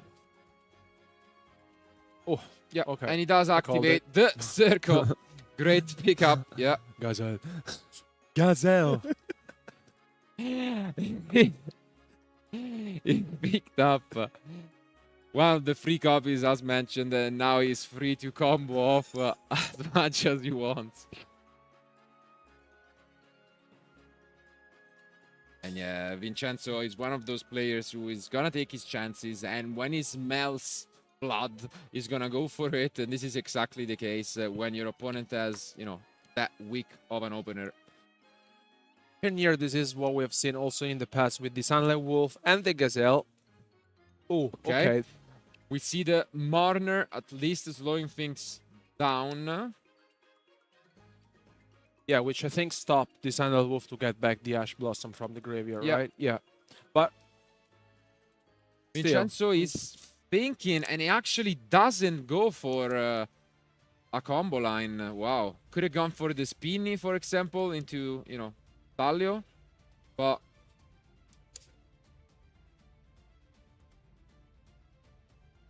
maybe he wants to play more more safe. Yeah, I think they're debating probably on the chains, because if the Gazelle was activated, then the issue is the Gazelle would still be, and I think that's exactly what has gone through. The way that he played out, he couldn't use it on the Wolf. It's like you can only use it when it's summoned. So you would reveal the Gazelle from hand, the Gazelle, and when it hits the field, you can only use it on this end. Yeah. All good, but well, good for Vincenzo, because now he has another Ash Blossom, and it just brings back another Sunlight Wolf on the field. And yeah, this is still really good. Obviously, Ash Blossom is insanely better in this deck, because you can get it back every turn. And although this is still on the weak side, this might be enough, because now play is back to his opponent, who didn't have much going on. And now if we Ash this Bonfire, is there gonna be a response? I think he's considering, and he picks up his cards. So it's Vincenzo with what seemed like a very weak opener, almost a break that, thanks to the Ash Blossom recovery, is able to take this one home. And this is big, because when you open such a weekend and you still are able to win the game out, wow, you take your chances. Very unusual start, but what can we do? The play is now back to his opponent, who we could expect to go first. As mentioned, very straightforward deck list. His side deck, not so much. I mean, he may consider to side in the skill drain if he feels like, and funny enough, the Diddy Crow is a good one against Solomon Great. He's playing the full copies of 3 Diddy Crow, and yeah, it could definitely be quite annoying. Other potential cards are obviously the 1 copy of Anti-Spell Fragrance, which is okay. I wouldn't call it insane. If we take a look at Vincenzo's deck, he's only playing 6 spells, and 3 of which are Circle, which you can just chain. So obviously, maybe he's not aware of that.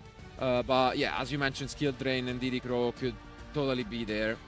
Instead, when it comes to Vincenzo, he's already maining his own, I think, 18 copies of Entraps, and he has more in the side deck, alongside some tech cards like, Lightning Storm and Feather Duster. So we'll see what he is interested in doing. But for anyone who doesn't or is not that aware with the Solomon Great deck, back in the day it used to OTK really easily.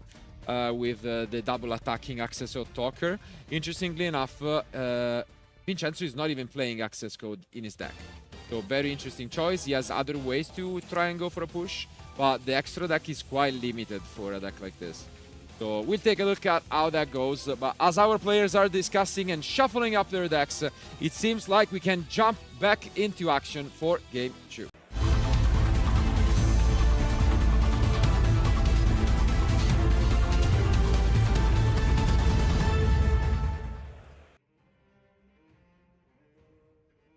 And here we are.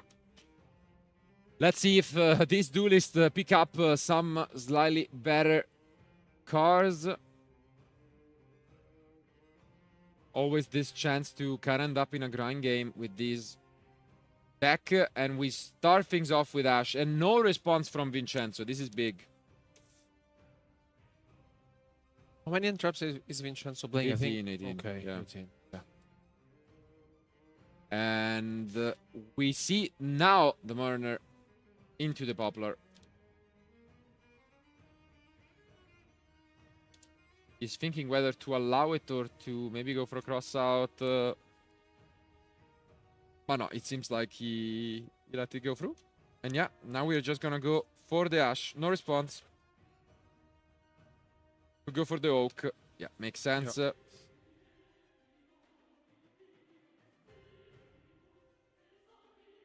And this is exactly what's going to happen. Vincenzo is also playing Ghost Bell, but for now doesn't really use anything else.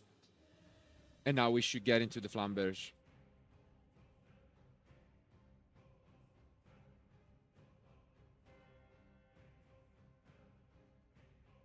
Yeah, playing fast. And now the question will be whether there is the Ghost Bell. No. Okay, so he gets to resolve and keep going away with this usual combo that we have seen plenty of times again and again with the Princess. He is playing the usual stuff in the actual deck. Nothing too fancy maybe, but let's see if he goes for the Appaloosa line or something else. Starting here. Raging Phoenix.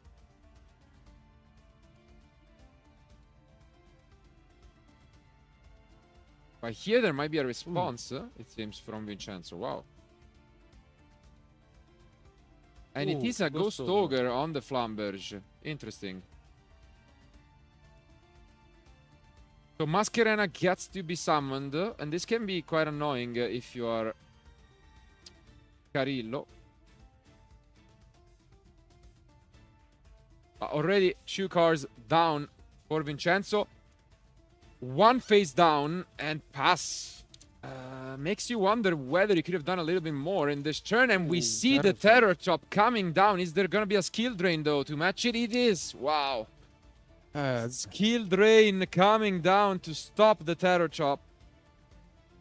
This is a good one, and Tough. tough. Yeah, it seemed as if everything was going perfect for Vincenzo, but this is a card that is quite popular in the side decks this weekend, and he's only playing one out to it, because he has one Lightning Storm, but at this point the only out would be the Feather Duster, and that's about it. So... But I don't think there's a way to play around it, honestly. I mean, there's the Rage as well, but, you know, in this case, it wouldn't help, because no Solomon great.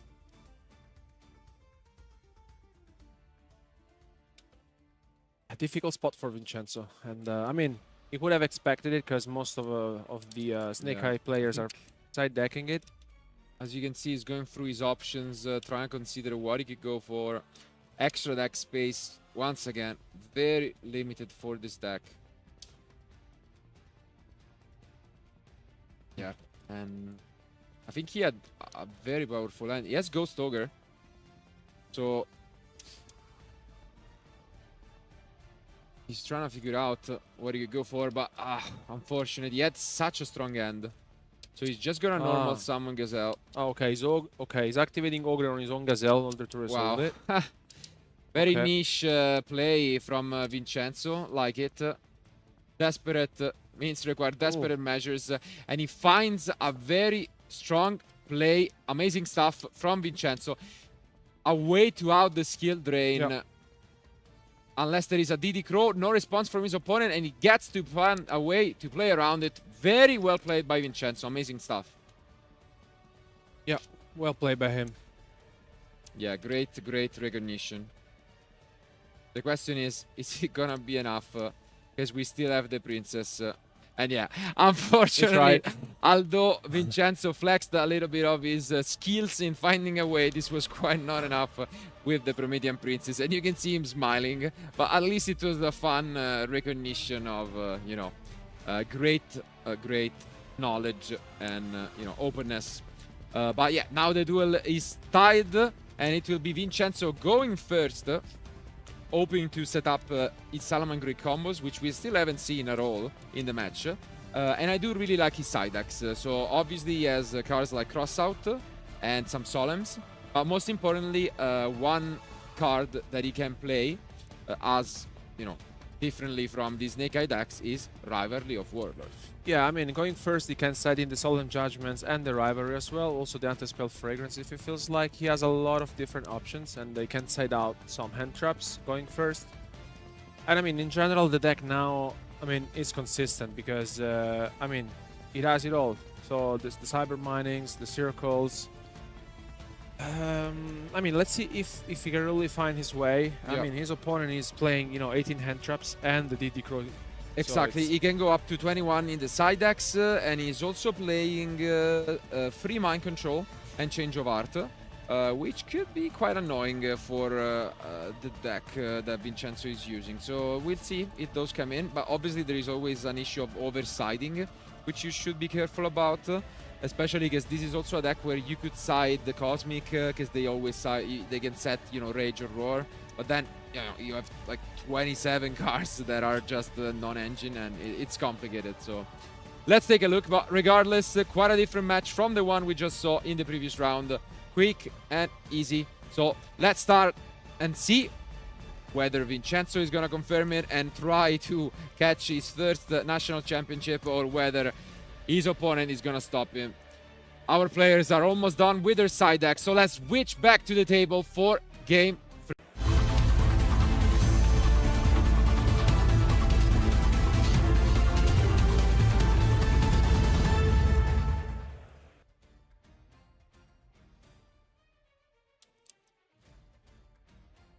And here they are. One of them will be able to advance with an undefeated record. Really important to get these early rounds in such a large tournaments, because you tend to avoid playing against, you know, those niche decks that you might have not prepared. And let's take a look. Can Vincenzo finally go for a Salamangreat combo?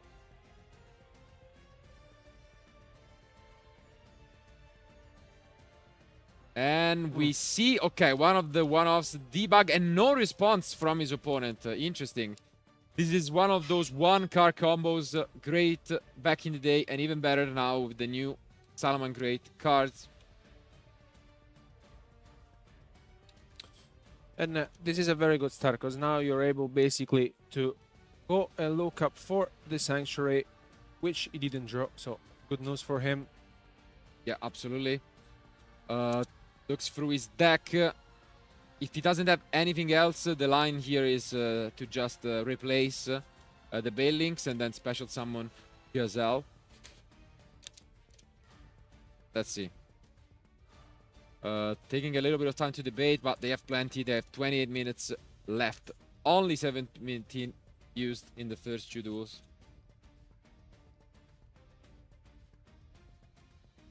Having a think about this, especially because you have to really be careful about what your opponent hand traps may have, right? So it's yeah. But I think it makes sense just go for another Bailings and then yeah, as we've mentioned, the scariest card is the Nibiru, and yeah, we do go for what we mentioned, and there will be a Murner. Ooh, I think I saw the Taket on board. Yeah, unfortunately, the wrong end of the Terror Trop package was drawn by Vincenzo.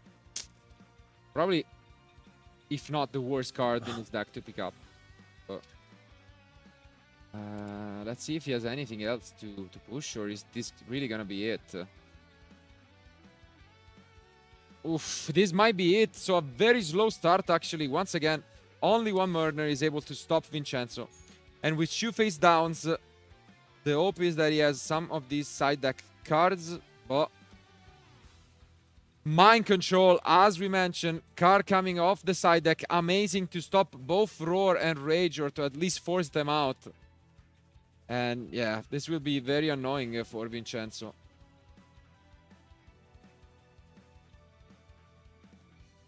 Tough spot.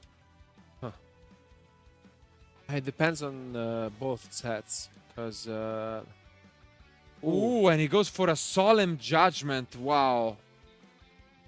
Crazy commitment here. This could be a very, very risky choice. Also, because there could be even another copy of the card. And let's see. yeah, he may have another one, I assume, right? Because if you judge, He may have a lot of... No, I was meaning, yeah, the Mind Control. But no, what do you... Vincenzo, not necessarily.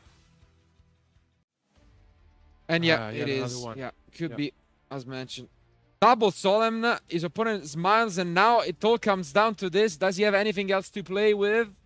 Okay, we start with the Fuel Spell. Vincenzo has a couple cards back. And Double Solemn. Only playing 2 copies, by the way. Through both.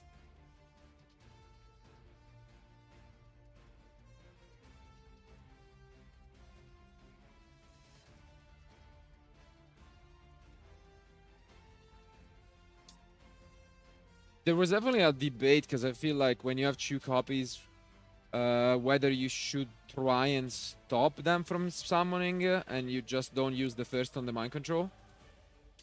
That's the point, because like if you allow them to take... Because I think you use a Solemn on the normal, and then you try and use the Solemn on the second way that they have to special and link with the Sunlight Wolf. But yeah, as you can see here, this... we'll see. Obviously, there are a lot of cards that force it out, but it's close. He's trying to just keep it there, and we do see a Battle Phase, which at least is okay news for Vincenzo. But, as you can see here, rather than using the Sunlight Wolf, plays back actually to Vincenzo. Wow, so this could be a close one. Card is picked up. Can he find a way to play the game? He's only down to 1,600 life points.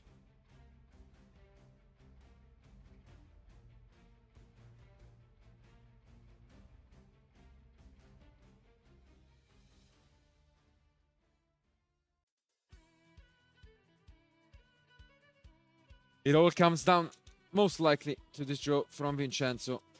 Trying to figure out the best way to maneuver this. The problem is as soon as he goes for it, he can special summon either the Ash to get the follow-up or the Diablo Star, and he only sets a monster. Trying to make it so that his opponent doesn't have a way to play. What is he picking up? Oof, it's another Snake Ash. And he picks up his cards. What a end from his opponent. And this is unfortunate ending of the match. Although Vincenzo won game 1, he lost eventually the match. Great comeback from his opponent. And let's go back to us. What a match, and unfortunately, although it looked as if on paper the deck from Vincenzo was quite promising, he didn't really get things going. And the reality of it is that even in game 1, he bricked, and then he was able to fight back just because his opponent was also on a pretty below average end. So yeah, overall, very, very interesting matchup. Unfortunately, we didn't get to see any of the combos, and even in game 3, although it opened the debug, essentially one enchant was enough to stop him. But I think this has always been the problem with the Salamangreat Great deck. I mean, sometimes it can happen that you have like this sort of hands that you can't really do nothing about it. And I mean, I would have been curious if the Solemn Judgment was not activated on the mind control in game 3, if anything might have happened. No, but I honestly don't think so. Yeah, I don't think so. The end was just too weak.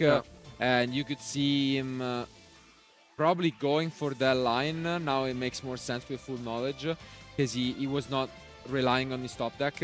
And then if he kept the Sunlight Wolf, at least he could play the game the next turn. So he was just hoping, I need this Sunlight Wolf to stick so that I can maybe go even for game next turn. So unfortunately, that's just sometimes how it goes, but it's not the end of the world. Vincenzo is knocked to a 2-1 score. Still totally possible to make it to the top cut, but congratulations to his opponent from moving 3-0. And now we want to hear him from him, because it's always a great spectacle to be able to still be undefeated and to knock out one of the favorites, at least to a 2-1 score. So thank you guys for being with us, but keep watching, and we'll be back soon with the winner of round 3.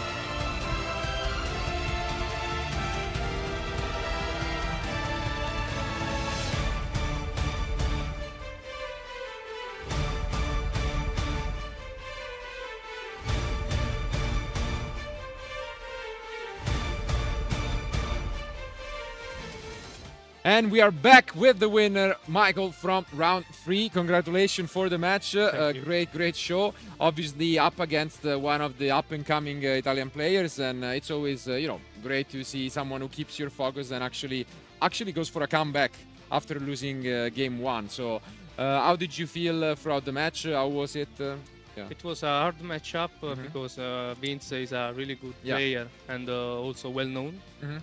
But for my first future match, I think it's good.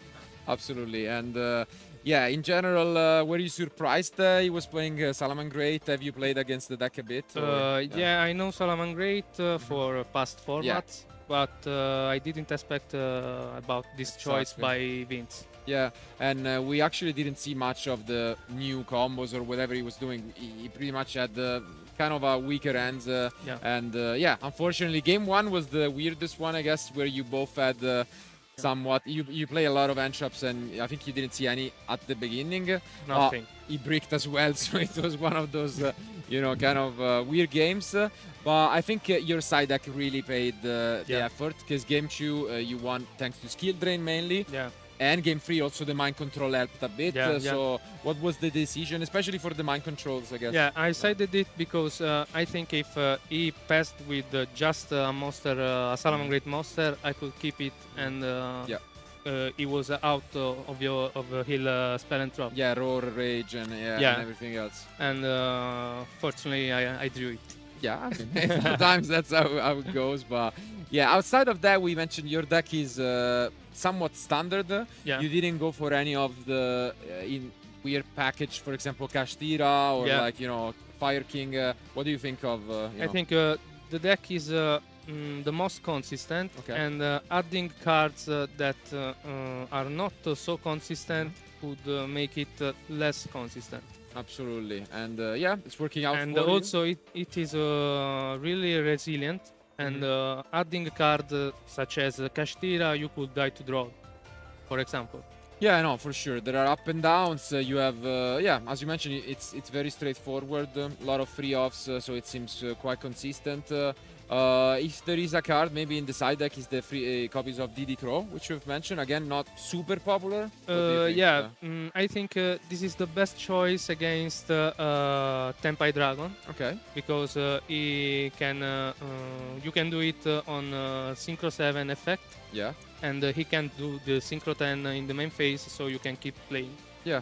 Makes sense, and no, it seems really solid across the field. So you seem like you also know what you were doing. Have you been playing the deck for a while? Yeah, I played the deck since day 0. Okay, so you could tell because you were playing really fast, and you didn't really have any bad plays or whatsoever. So no. Congratulations again. Thank you very much. So we wish you best of luck for the remaining of the tournament. There are now 6 rounds remaining, guys. So stay tuned, keep watching, and we'll be back soon with round 4.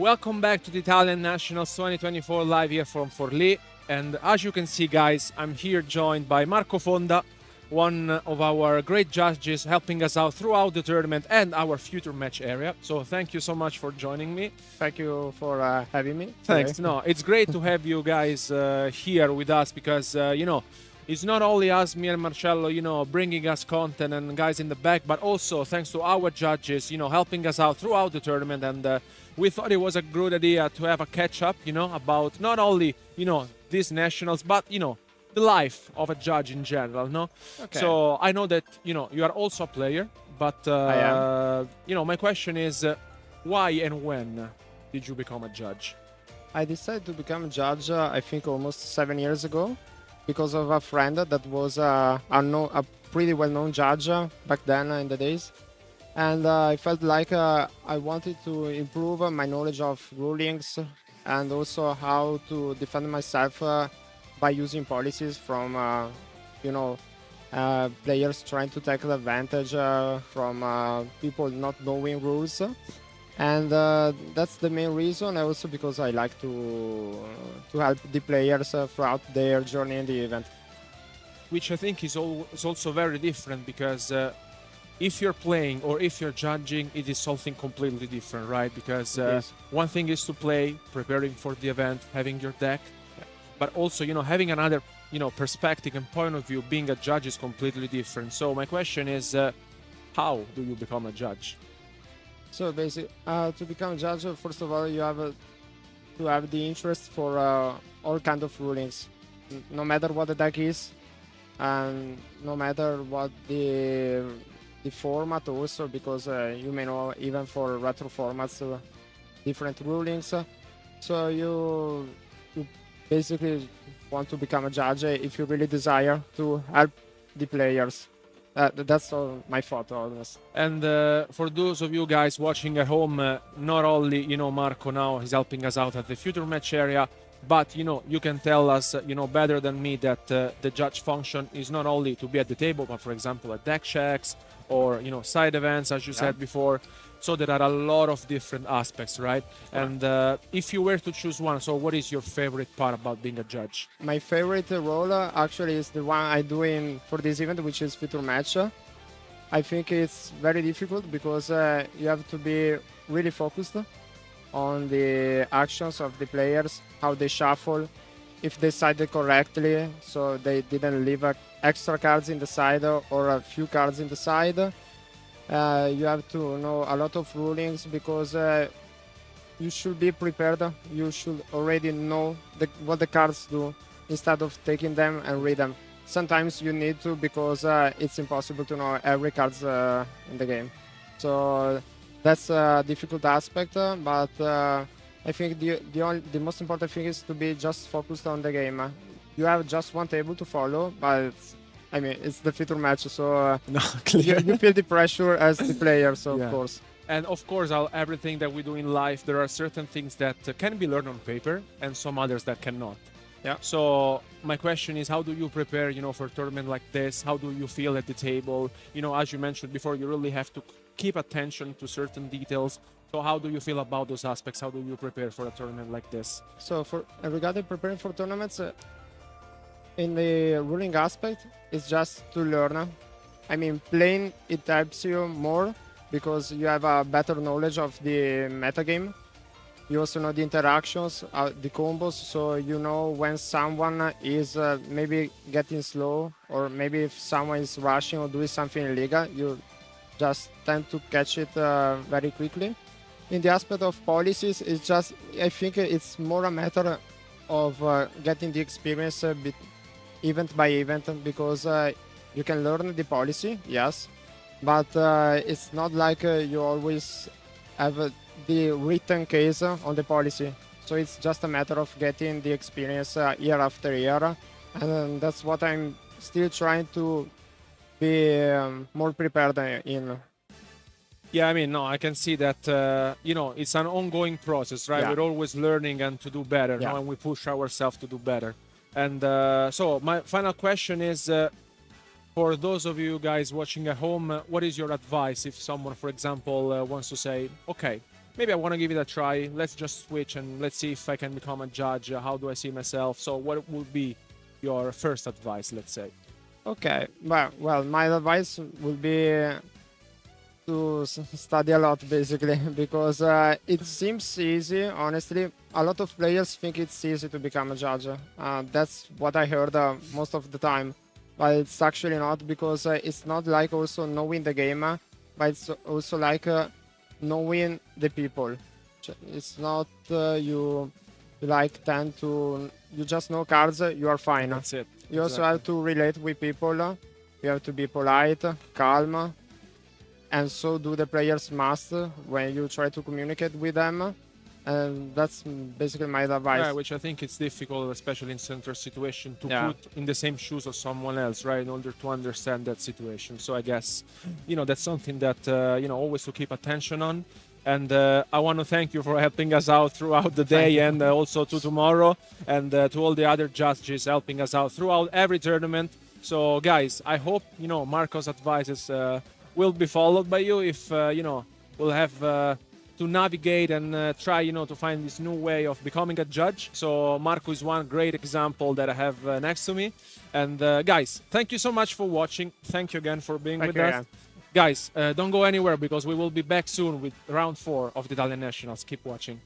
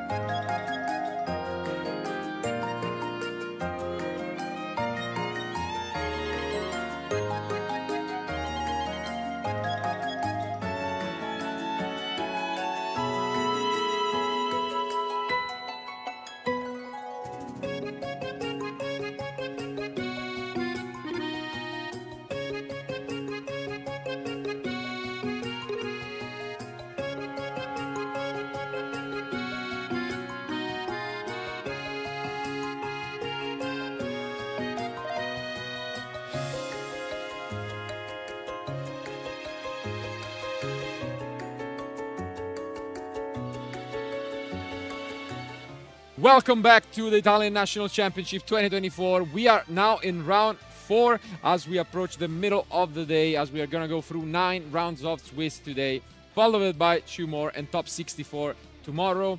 And as we were roaming through the top tables, we are noticing still a lot of variety, still a lot of different decks. And if earlier on in round 2 we had a match between two decks that can be considered a little bit of the stun and stalling side, now we are on the opposite end of the world as we picked a match between 2 combo decks.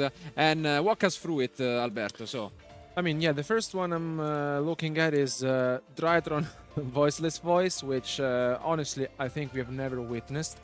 And very curious to seeing it in action, especially because it's been a while since we last saw Drytron in action, and yeah, looking forward to it. And this synergy could actually be quite interesting for sure. Yeah, so very curious to see how it's going to play it out against one of the newest deck, which is Melodious, and we saw already in the Italian Open in Bologna, in Rome 1 month ago.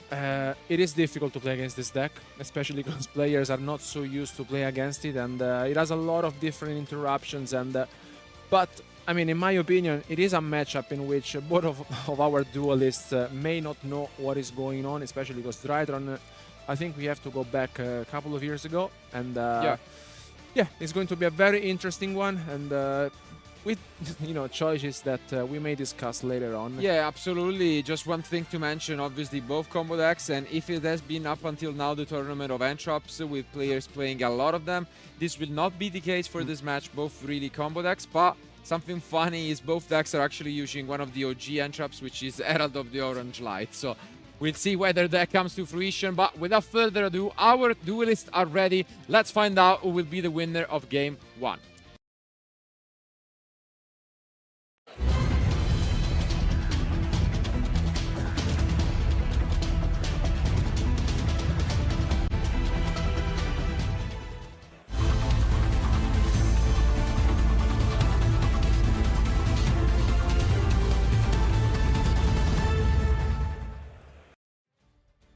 And here they are. And I think this row might be quite important. Let's see who's gonna win it. They're debating whether to go for a double roll or just a single one.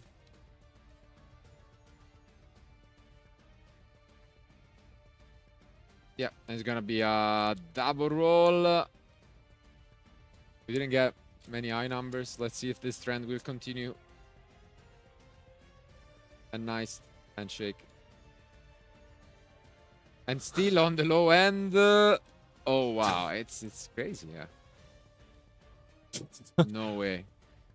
Okay, finally we see the 12 to end it all. So, as mentioned, nice handshake, and it will be Drytron going first.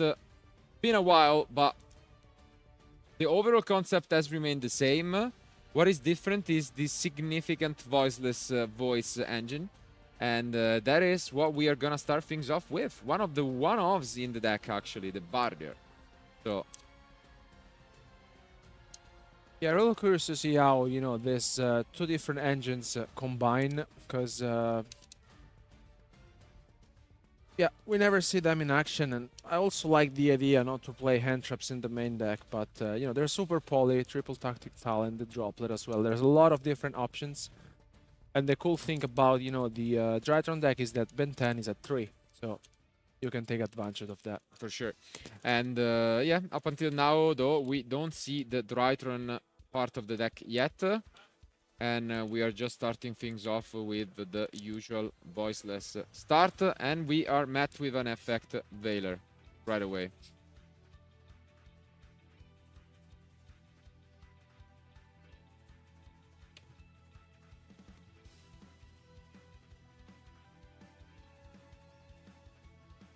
Ooh, but there is one of the the really good tech card in the Soravis, which is able to stop this effect Veiler, and you can see his opponent just, bringing his hands up in the air. What can you do? And again, one of the one-offs in the deck, the Radiance of the Voiceless Voice coming down. And yeah, still no Drytron cards used. Which could be a big factor if he's able to win this game without having used a single Drytron card. Yeah, without revealing them, yeah.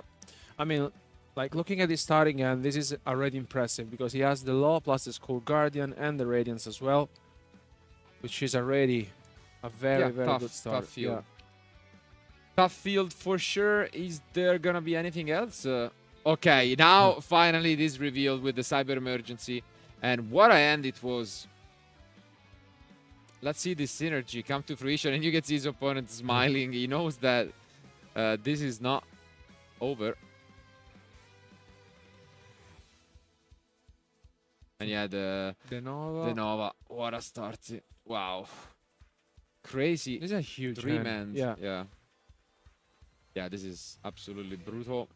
And yeah, the great thing is that when you start things off like this with the Skull Guardian, then you are able to negate potentially any effect that could stop you, like any Biru.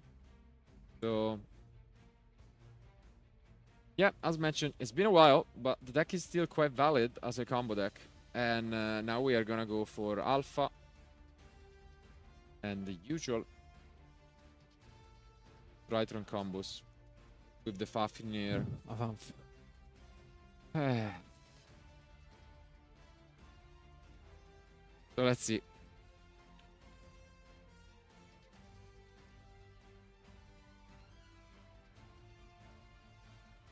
And yeah, here comes the Ecstasy Summon of the Fafnir, which is very good because it basically prevents your opponent when he's activating one spell or trap card.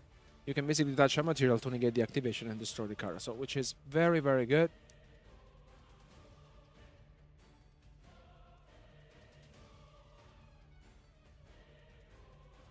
And this is a crazy opener. And here also it brings back the Ben 10. What an opening hand.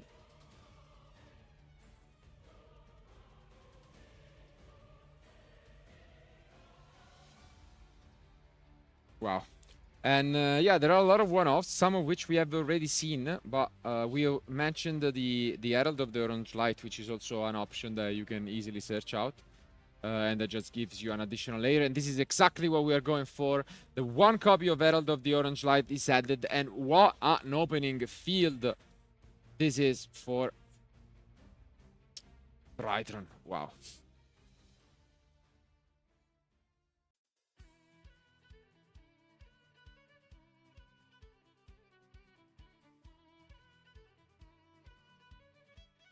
Because now essentially he can negate one with the Skull Guardian because he has the law on the field. Then he can negate basically twice with the Fafnir as well. And he just summoned another one just in case. No, he has the oral. He has the Herald. Most importantly, so it's yeah, it's a lot from Nicolo.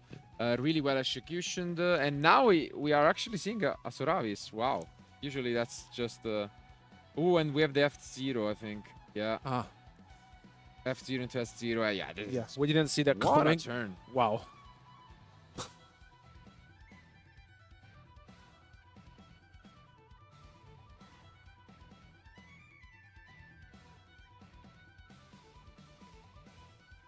Crazy. Yeah. Crazy turnaround. Yeah. So many interruptions. That's it. But we might have a quick one in which his opponent might even decide not to reveal what he's playing. So Luigi might pick up his cards right here. Which I think may be an idea if you don't really want to spoil your deck to your opponent. Especially because, you know, with an opening hand like that. Yeah, no, it seems almost like Mission Impossible to fight back. And unfortunately, he picks up Impermanence, which is at least decent. The best entrap that you can draw later on, because it at least does something. But still very tough. But no, he decides to just try his best to break this field.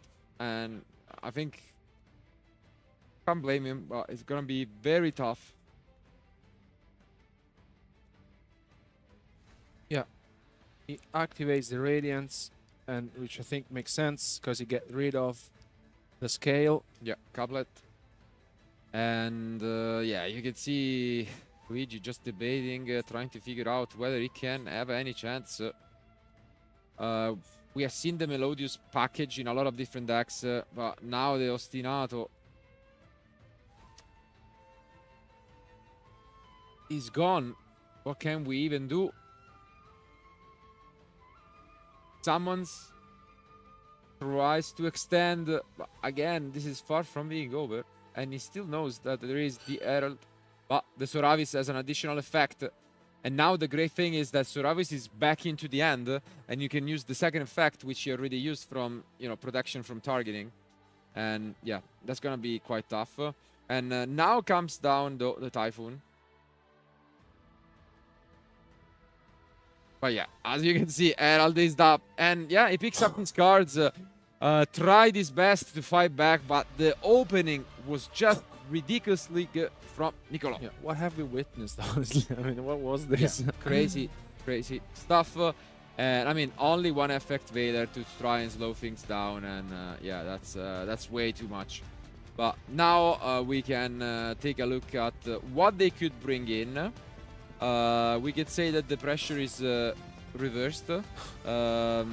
Nicolo doesn't have many cards in the main deck for going second. But now with the side decks, he can add a lot of spice. We could say that this is one of those side decks which is focused around Trust. And he has a lot of one-offs to support it. So this is probably the direction that he takes going second. No, I mean, like in general, I mean, I will not be happy to play against him, especially because if you don't really know what your opponent's deck is doing, it's even difficult to side against it, right? So it's, I mean, he can already side it. Yeah, he has a Thrust, he has a Dark Lure no more if he really feels like it, but, you know, on Luigi's side, maybe we could side in the Designator, but it doesn't really make sense to me because, yeah. I mean, Luigi is just gonna go first. Again, gonna try and set up his combos. He has the one-off dimensional barrier. He has just very few cards. It seems like he doesn't side that much going first outside of the crossouts. If he expects 10 traps, that would be a big mistake, as you mentioned, because his opponent is on none. But if he decides to bring those in, he could be punished, obviously, by it. But regardless, we should expect a match where Luigi now goes first and can do whatever he wants. And then Niccolò tries to break his field with cards such as Super Polymerization, Dark Ruler, Trust, and so on. But let's see whether this strategy will pay off and if the scores can be tied by Luigi. And our duelists are almost ready with their side decks, so let's jump back into action.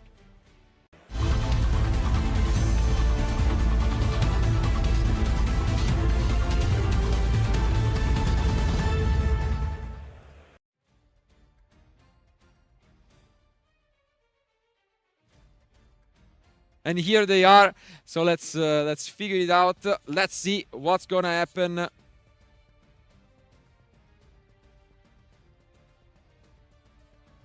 Yeah, and they are done. So first and foremost, let's see whether the Melodious player can find some of these amazing spells. Obviously, we have talked about Ostinato in the past. First movement solo, again, it's basically 6 of cards that when you go first can do so much, resembling, you know, a Shadow Fusion from deck and giving you so much advantage. And let's see if that will be the case. Luigi picks up his cards, and I think it's 5 monster actually. I see a lot of end traps. Wow, let's hope this is not a brick. And it is, it's complete past from Luigi. Wow.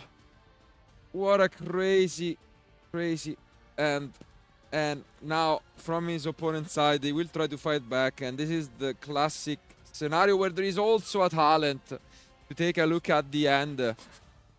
And let's see what he has. As you can see, Ghost Ogre, Diddy Crow back.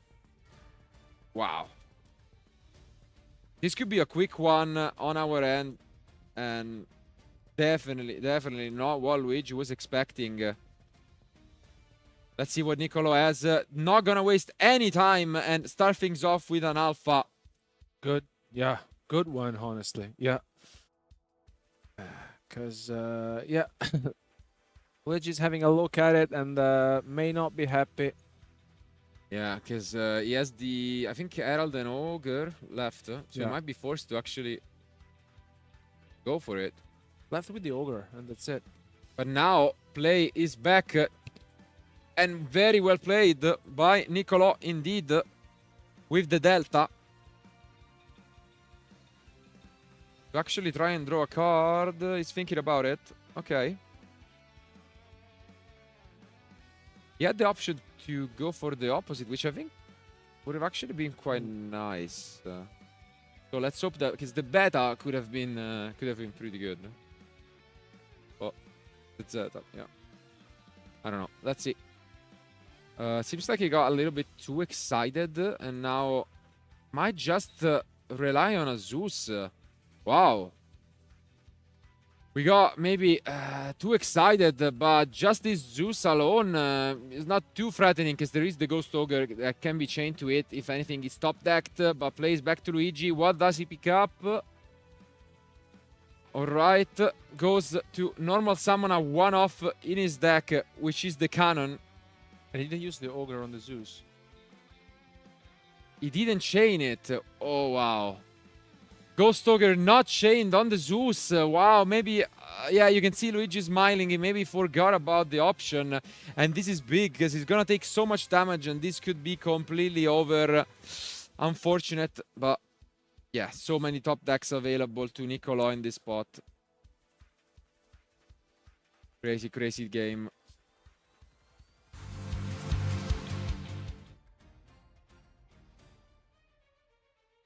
And yeah, after having some hard-fought battles, it seems like Niccolo really has all it takes to take this one. Obviously, it's important to mention that if he's not able to close the duel, there are so many top decks from Luigi, and it's very unfortunate that he didn't see any. But yeah, this is so much advantage, and with the only card left in hand being a Ghost Ogre, there is not all that much that he can do. Forced to use the Ghost Ogre here. But you can see him smiling a little bit. Niccolo trying to figure out whether he can put up enough damage to close this one out.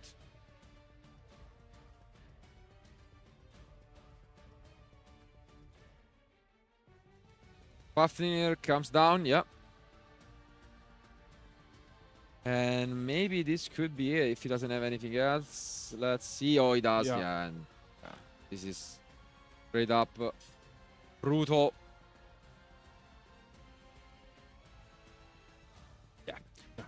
Writings on the wall for Luigi. And after a very unfortunate end here in game 2, not able to play a single card in his turn 1, you can see him being quite impressed by the myriad of plays that his opponent is able to do. And yeah, as you can see here, just so much damage. Zeus can be turned, and the handshake comes down. Niccolo wins 2-0. Let's go back to us. What a match, and yeah, this was somewhat brutal. In what was a game 1 where Niccolo went first and really showed us what his deck can do. He put up the most threatening field we have seen all day. A lot of different interruptions in a lot of different forms, both as monsters on field, trap cards, and traps, because he can search the 1 copy of Herald of the Orange Light. Yeah, it seems like it's almost unstoppable when he gets to go first. But you gotta feel bad for Luigi, because going in game 2, I mean, he just completely bricked. Yeah, I mean, he bricked. Yeah. I mean, we said this before, unfortunately, can happen. Nothing to say. I mean, like, we have to give credit to Niccolo for bringing, you know, such an innovative deck, and left us speechless, to be honest. Yeah, I mean, we've mentioned this is a very important event. Obviously, 1,300 players traveling from all over. But a lot of these duelists, just like, for example, I'm thinking of Alessia, when we featured in round 2, told us, yeah, I've been playing this deck forever. I'm a fan of the deck. We will ask, obviously, Niccolo about it, but it makes sense. Sometimes it's just better to bring what you're comfortable with. And you never know, you could be successful. And I think Niccolo is living proof of it.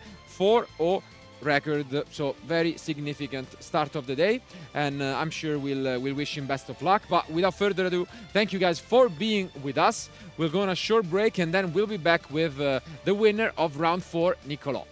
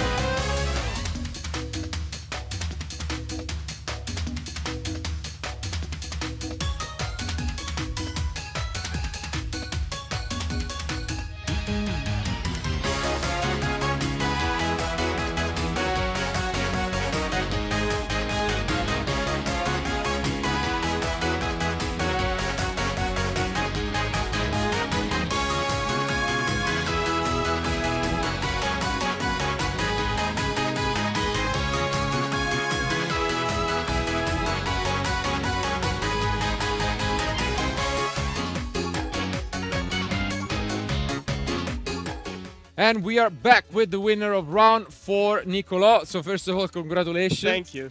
Yeah, very it was a very enjoyable match, at Thank least for you, I think. Yeah, I Maybe mean, not for your opponent. It was quick. Yeah, exactly.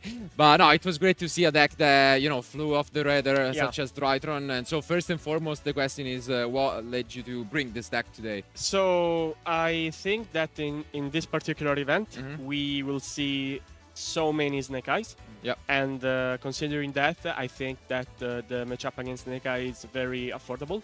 Okay. And so I like the voiceless voice strategy, and I wish it to try with also with the Drytrons. Also because if you play Permanence, Veiler, Mourner, they are suboptimal against the deck. So it can also he has a god matchup against Empire. God. Yeah, for sure. Can't lose. I think I will lose everything all around. Exactly. Now next round we no, jinxed it. I'm kidding. Yeah. No, yeah, but we had a great demonstration in game 1 of what the deck can do with like an insane combo with a lot of different interruptions. So that's probably the best or close to the best that your deck can put up, and it's great. Yeah. And have you been playing this deck for a while? Yes, I've been playing this deck since it came out. Okay. Makes sense. So I played with the Branded, with Kashtira, with Melodius.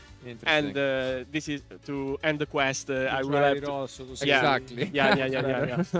The full spectrum, and and why not? I mean, it's working out. Obviously, Game 2 was more on the one-sided because he completely bricked, but that's part. I of made also a the deck. misplay. Would have ended the game right and then. But I mean, it's very hot in here, and also my first time being here in on stream and stuff. Yeah, I mean, and it's also kind of common, I would say, when you get especially excited because the game is won, talent and everything, so you know what to do. Yeah, I mean, it was just this error. I should have, changed the way to tribute my Drytrons, and I would have won. But I mean, lucky, exactly. I mean, it didn't matter that much. No, and it's great. If you had to mention, we mentioned some of the positive ones. What do you think instead is a matchup you want to avoid going forward? Despia, without any doubt. Any doubt? I mean, I hated that deck with every single part of my body. Okay. And I mean, Despia, also Melodius. I was very lucky to win the dice roll against him because he will put to Schuberta. I think it is the one who benefited. And time takes. Also his hand was God. If he had won the dice roll, he would have probably won. Yes, absolutely. And we could tell from your side deck without spoiling it that you are prepared though for those matchups, especially for Despia against you. Probably afraid of it. Yeah, I mean, this we'll is a shout out to my friend Luca Calamita, which is one of my closest friends that helped me a lot playing this deck, and he suggested me. Let's say everything, and I mean I'm very grateful also because the deck for now is performing as I wanted. But no, thank you again, and Thank congratulations. you so So we wish you good luck for the remaining of the event. As we mentioned, this was more of a faster round, so both for our Nicolò and for you watching at home, maybe it's time to get your lunch and to get a break. So just keep watching, and we'll be back soon with round 5.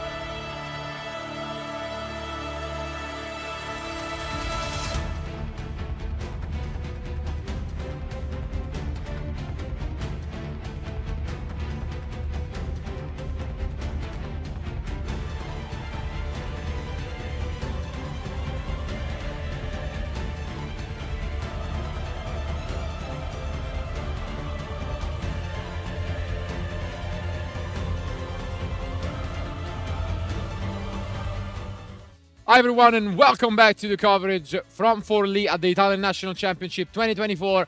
We are now in round 5 and this will be an epic one nonetheless, as we have 5 more rounds including this one remaining for day 1 to crown who will be the players advancing to tomorrow and then trying to fight for a spot in the top 64. Again, the trend of finding other decks continues as we approach one of the highest tables, table 8, with both players with an undefeated 4-0 record. And one of them in particular is a familiar face of ours, especially, very known in the Rome community, and that is Andrea Nusca, il Nuschevole, who is playing branded Despia, a deck we have not seen yet, and that is definitely up there. He can do a lot of different combos, can play out, and it's one of those unique ones because no entraps whatsoever, so just full gas. And on the other end, though, we'll have also a deck that has been up there, not quite, from Nicolò Morara, and that is pure Kashtira. Yeah, I mean, in the good old days, this was a very tough match for Despia, but we have to say that I mean, Andrea has his chances, especially because now I really want to see how his opponent, he's prepared to play against Despia, which is not easy, in my opinion. But, Shifter, for sure, is the card that might shut down Despia's strategy entirely, but, There are still some ways to play around it. At the same time, what is important to mention is that Unicorn is still there, and so Unicorn, when you don't expect to be facing against it, can be quite annoying. So, in this case, I gotta say Andrea has a few chew-offs in his deck, so that might not be the worst card to face off, but you still need to be careful. And I think whatsoever, the die roll will have an impact. Obviously, there is the elephant in the room, which is the Gimmick Nightmare combo, which can be quite annoying for a lot of decks. So we'll see whether Andrea tries to go for that direction. But I think we can expect to have somewhat of a grind matchup with both players trying their best. So without further ado, I think our players are ready. So we can just jump into action and find out who will be the winner of Game 1.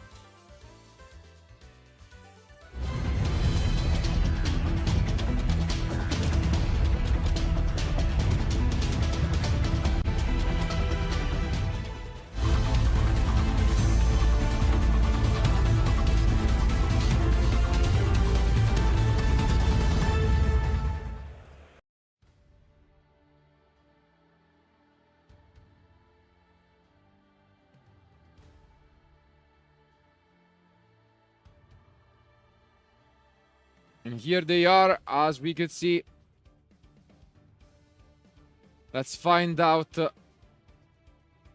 what's gonna happen for these guys. It seems like Andrea might be the one going first, or no, it's the opposite way around. So we start things off with a Fenrir. As mentioned, Andrea not playing any form of interruption. No scale. And so we'll see where his opponent wants to take it from.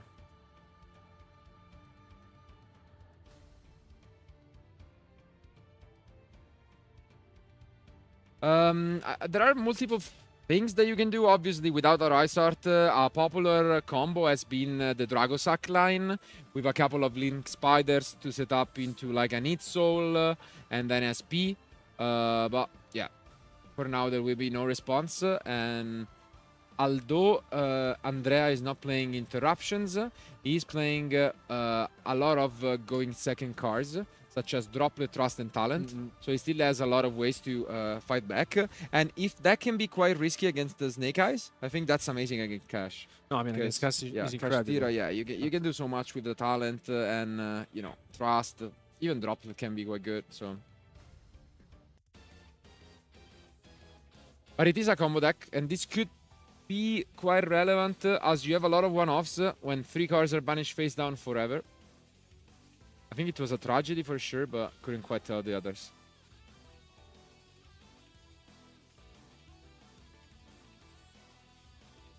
And let's see if he goes for a line. Shangri-La is the card that's been chosen, but that's about it. So we probably just see a Kashtira straight up opener going to the standby phase to summon Unicorn from deck. And oh, unfortunately, Retribution is the card picked off the top from Andrea, who allows this to resolve. I see a talent, a bell. Oof. Is it bell, really? Ah, no, it's probably... Could be the QM. Huh? Yeah, I guess they look... I think QM. Yeah. Oof, but we start things off with Branded Fusion, and the question is there an Ash? Doesn't seem like it. And it resolves. Big news for Andrea, who I think has both Droplet and Talent next to it. Oh, yeah? Pretty sure. I mean, not easy to deal with this, but doable. For sure. I guess. Okay, interesting. We go for the Rebellion. And yeah, Albion is gonna be activated. Is there gonna be any response? Because in a new chain, his opponent is gonna be able to go for both Fenrir and Unicorn. But up until now, that's not quite the case.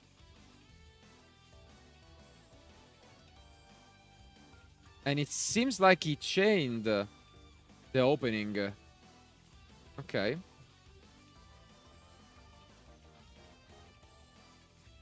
Into the Guam.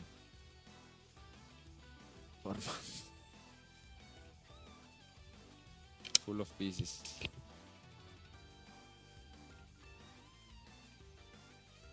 Yeah. And he's gonna resolve now in the new chain the Albion. I think this is a very good opening from Andrea, especially because now he also has the talent just in case Gurrado has anything else to stop him. But yeah, he's now going to degrade the Masquerade, gets rid of the... Yeah, and now the Retribution is not that bad. At least it does something in the graveyard.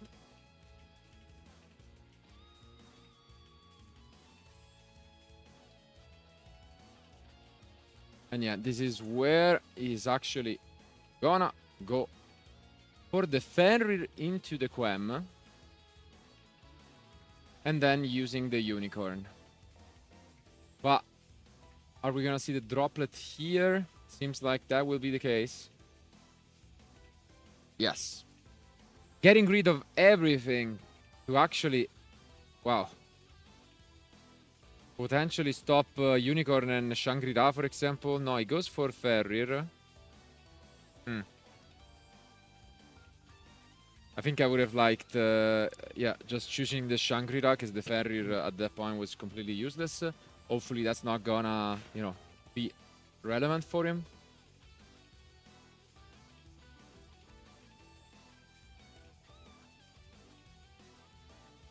And now we get to resolve everything. Yep.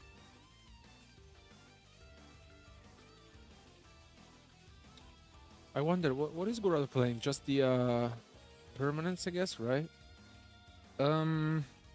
He might have actually Book of Eclipse. Yeah, okay. Which, yeah, could be a great way to slow things down.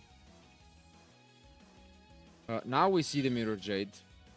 And most likely that could be used on the Shangri-La, so maybe the Droplet will not be relevant, but... The opponent is actually gonna read it. Yeah, it's been a while. And now, one card only left for I think Andrea. it's talent. And it is the talent which we knew about. You can see his opponent not too happy about it, and he's gonna go for a draw 2. Makes sense. Is he picking up any combo pieces?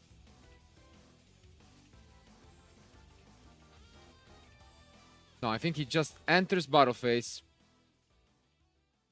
Trying to figure out which to attack for over. For now it resolves.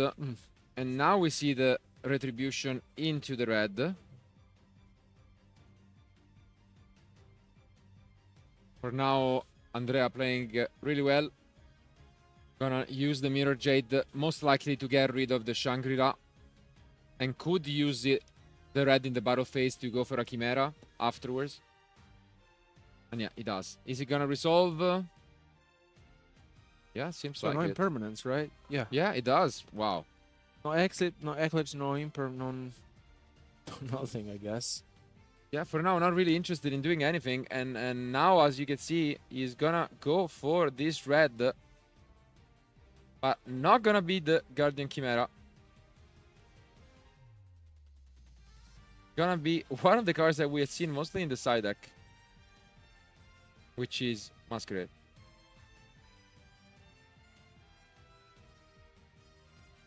And now is where the book might come in. Interesting.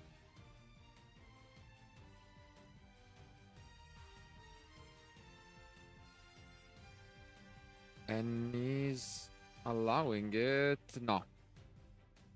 Has to be a book, right? Yeah, I think so. And he does allow it. Wow. So, well played by Andrea, who manages to get rid of everything and then also picked up an Adir Servant to have some more gas in main phase 2. We had seen it from Marco in round 2, although in a completely different strategy.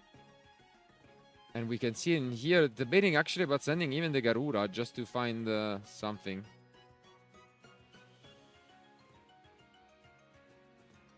And he does.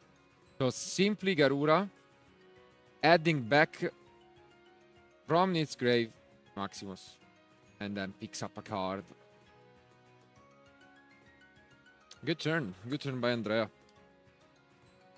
who now special summons it, and this could be another possible Book of Epic point, but no, not at all. And with this, he can get so much advantage, sending a couple cards off both players' extra decks. I wonder what the set cards may be, honestly, because they're not being used at all. So no impermanence, and yeah, it has to be a Book of Eclipse for sure, no? Debatable, yeah. Just a second copy of what he used in the previous turn, so Theosis. But now the grave from Andrea is full with resources, and he's gonna start developing them here.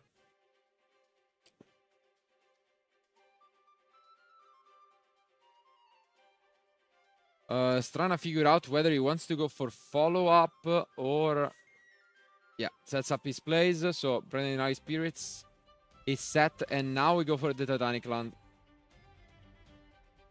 which just gets him a Fallen of Albas for next turn.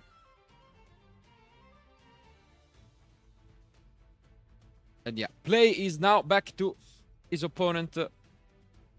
What's he gonna go for?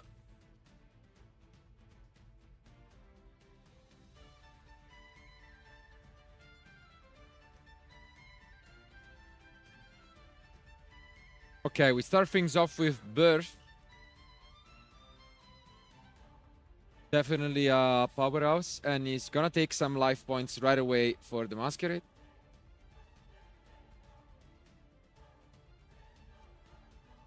And we do see the Ice Spirits come down right away.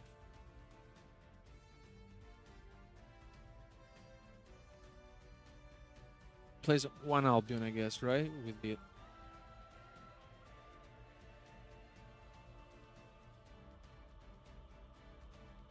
Albalenatus, okay, interesting. So, yeah, we see Andrea has been playing this deck for so many years, I want to say now. Yeah, he knows it in and out, so really knows what he's doing.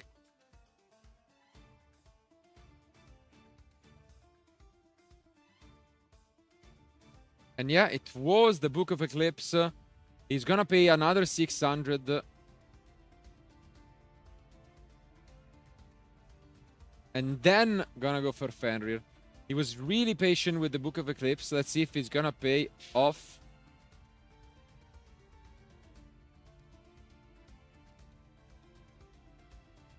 This is great. For sure, great news for him. You can do so much with this. Yeah, even if you get some follow-up for next turn, or you try and push as much damage as possible. Goes for the Rise Art. And I think he normal summoned it. Yeah. And no, I think it looks good for Gurrado because he may be able to get rid of Andrea's field and deal with that, and then if it really feels like he could also make a Draco sack, but you know, here bring back the Unicorn. Yeah, you can just use it to add something from deck. Gotta make sure that he doesn't miss anything. A lot of fusions were sent to Andrea graveyard.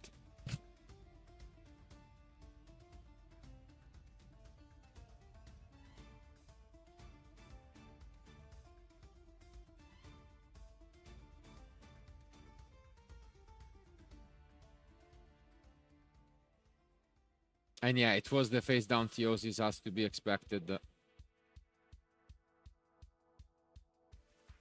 Take a look. Yeah, he's playing the full copy, so you can still add something with the Unicorn. Although he's not doing it. But this looks good, honestly, because although Andrea navigated it through it, like, you know, very well, it may be not enough.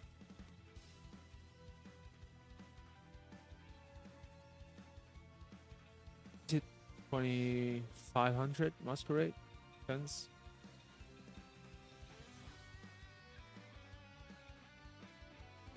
Yeah, 2000 only. So I think he's considering just. Oh no! Instead, changes completely the pace. Just played it safe. Look for a moment as if he wanted to try and push for game. Instead, he's going for a Zeus line potentially. Let's see. Back to it. This is definitely one of the niches cards, which is number 76 Harmonizer Gradiel. And yeah, interesting choice here.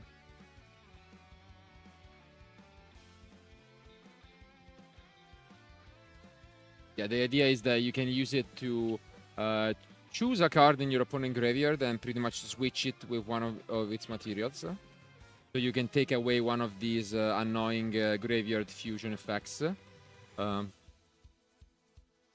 Which in particular, it seems like it was the Rindram for him.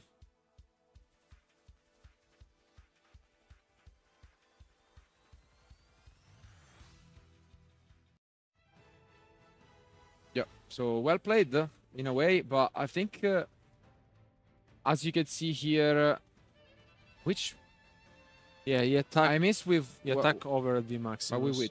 With the Okay, with the XYZ, okay. yeah. No, because I was afraid he did it with the Fenrir. No. Because then obviously couldn't use the effect. And are you sure? Yeah. Okay. Because then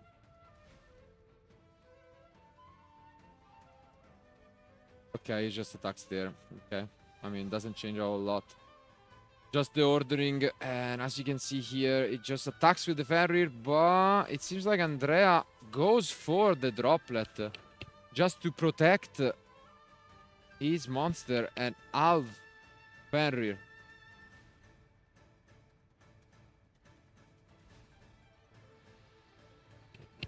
Very patient as well with the card. And yeah, I guess he had a couple of spots in which he could have used it, but yeah. For now, he just thinks that it's better to prevent it as much as possible. And main phase shoot. It's gonna be up to Gurrado to decide whether it is the case to go for like a Dark Armed and add back a Birth and then a Zeus or like, you know, some of these lines. Or whether he wants to keep his Cash Tira monsters around. I think I don't mind it. Because but if he goes for this, I think he could highly be punished. Because he can just chain the. He has an Albats. Let's see. Does he have anything in grave? Because if he has an Albats, he can chain it. Exactly. Does he have it? He does. Yeah. Oof.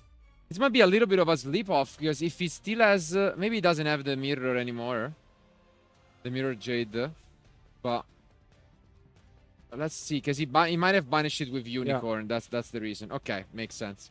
At least... I guess this telegraphs that he wants to get rid of the card. Well, I'm not too sold on this.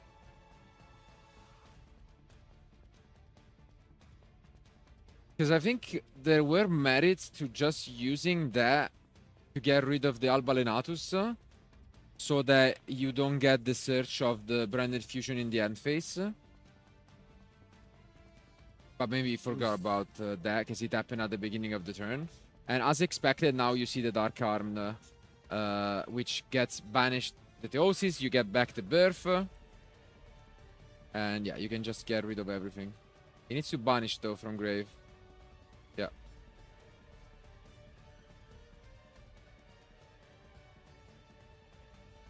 And to me, it makes sense to just get as much recursion as possible. There is another strategy which is might be thinking about, which is you get rid of a monster because you already have the Birth, and then you get back the monster instead of the Theosis, and I think this might be what he goes for. Yeah. Yeah, I think it makes sense. It's close. You go for the use. Yeah. Okay, the Typhoon. Does he go for the Zeus? Let's see. Still having a think about that. Yeah, because he special summoned the Kashtira Rise Art earlier, so he still had the normal summoned, and so he goes for the normal. And yeah, this is exactly what's gonna happen. And this is the only thing that I didn't like about the line, because I think it made a lot of sense to instead go for either the Cartesia or the Albalenatus, just to prevent this ad. The Rindram didn't really do much, so not sure. But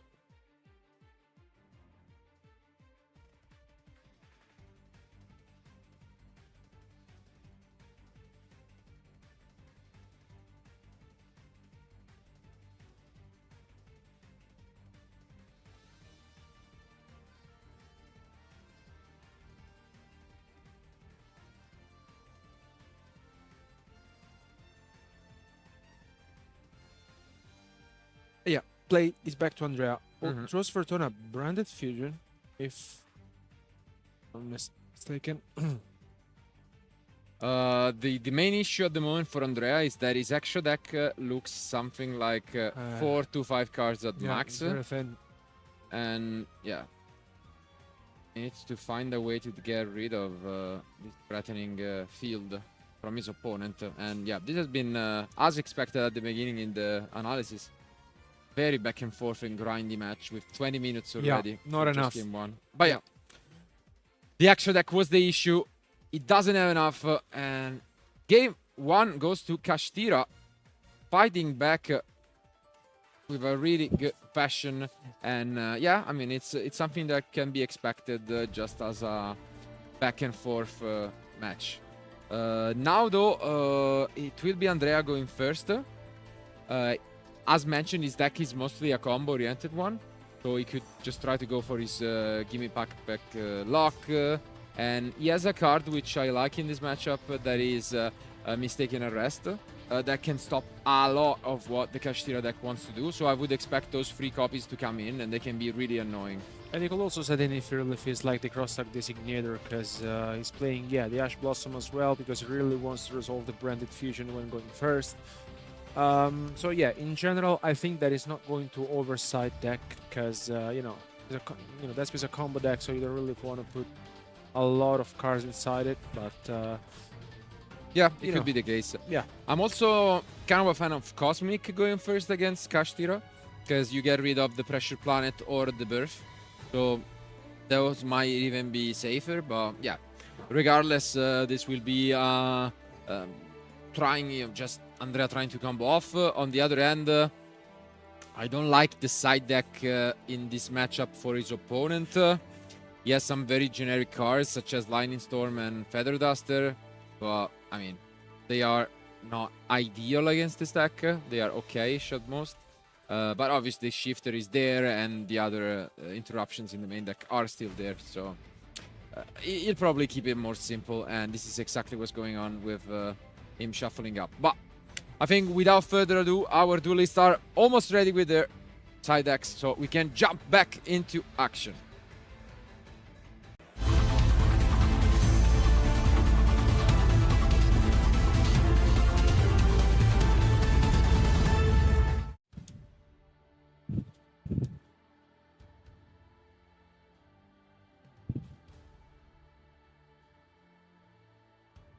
And here they are.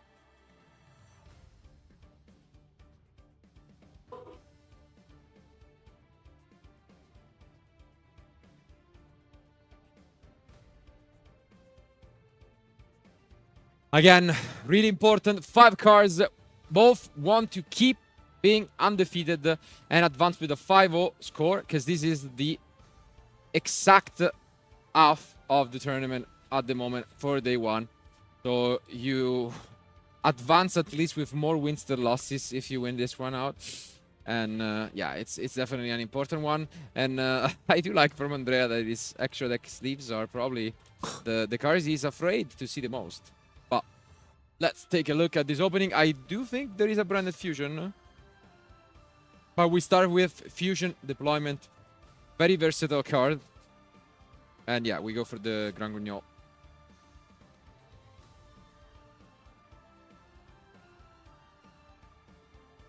Yeah, game 1 was a very close one, by the way. I mean, I think he tried his way, but here, let's see if he can find... No shifter, first and foremost. Which is a good news. And wow, interestingly enough, we don't see the Rebellion being activated. So it just uses it, not adding any bestials. Maybe he already has the 1 copy of Saronir. I said.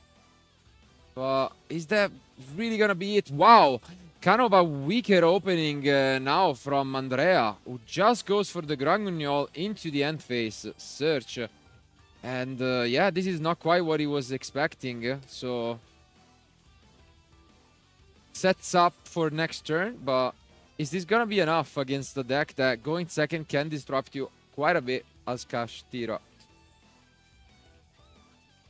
Let's see. And obviously the face down could be that mistaken arrest. That would be really, really strong. So definitely would keep the hopes alive.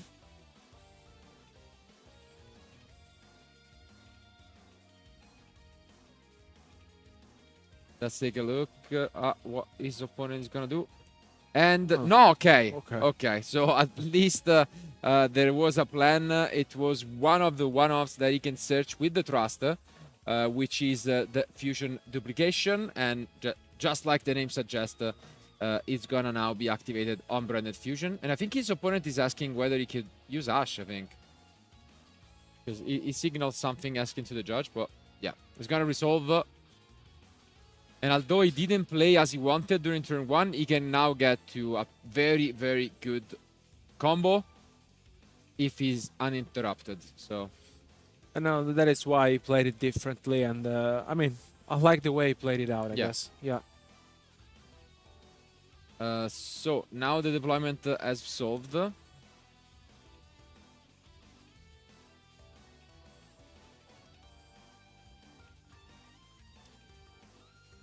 Discards the Cartesia.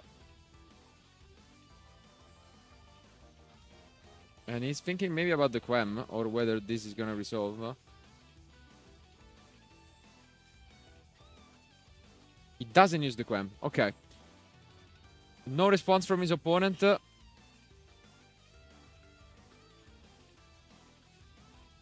And this is where he could go for the Sanctifier. Let's see what he wants to go for first. An additional step, maybe.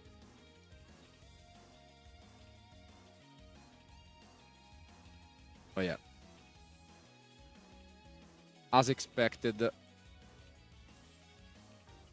The Sanctifier comes down. Is there gonna be a response from his opponent? Otherwise, this could be a quick one. And we do see the gimmick puppet lock completed by Andrea.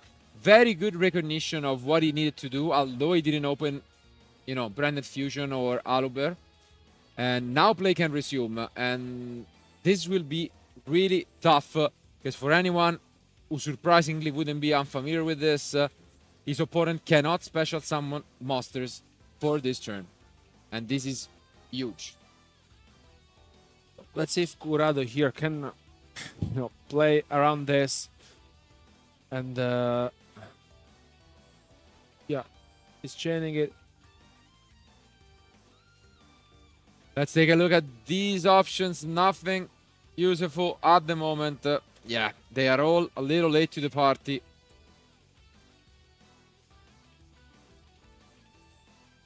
He could only just grab, yeah, an Ash or an Impermanence for next turn, trying to stay alive, but it's very tough to fight back when the combo resolves.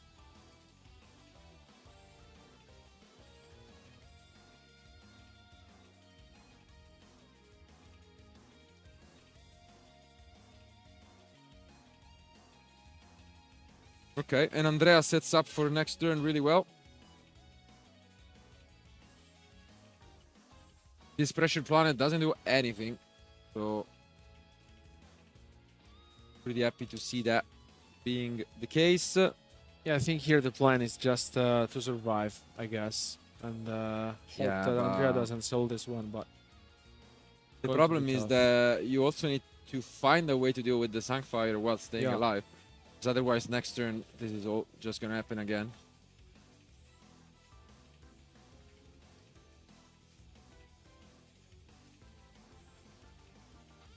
Yeah, and seems like mission impossible. And after a very long game 1, back and forth, now game 2 might be just easier and done on one turn.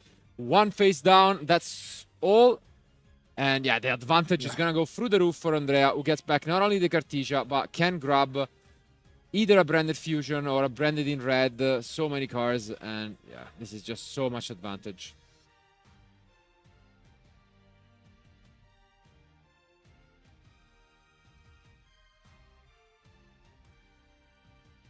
And he does grab branded in red.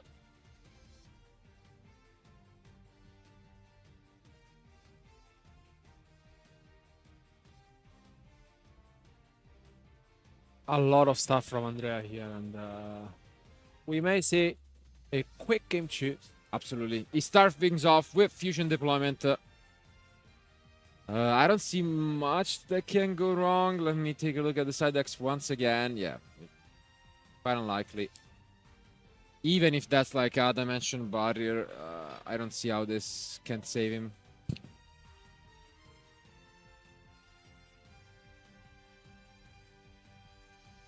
Special summoning the Cartesia.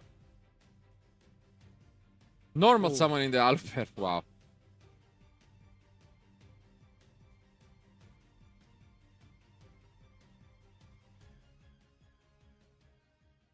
This may be too much, but once again, here we are about 40 minutes in the round, and time is something that may be considered from our players, especially because we may enter into game 3 very soon. Mm-hmm. And I mean, I don't really see. I mean, if Corrado doesn't have a Book of Eclipse, I can't think he can survive this turn. Does he play Nibiru? Yeah. He does, but it's also a card that not necessarily always start against, you know, Branded Despia. And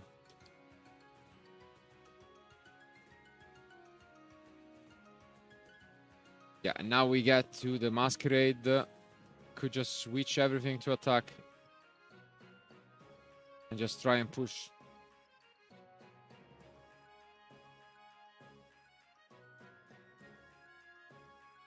Oh, yeah. Yeah, and now finally even the Branded Fusion comes down. Just in case.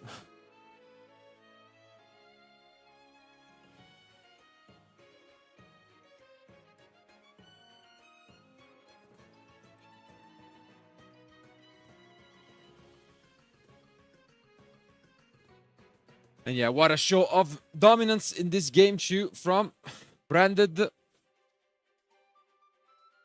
Gonna go for maybe a Mirror Jade. Let's see.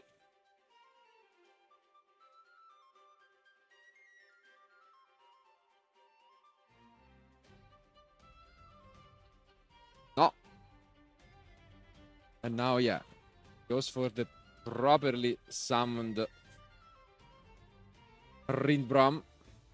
And we do see the Nibiru, though. Wow. Maybe he got a little ahead of himself, because this was just gonna be over.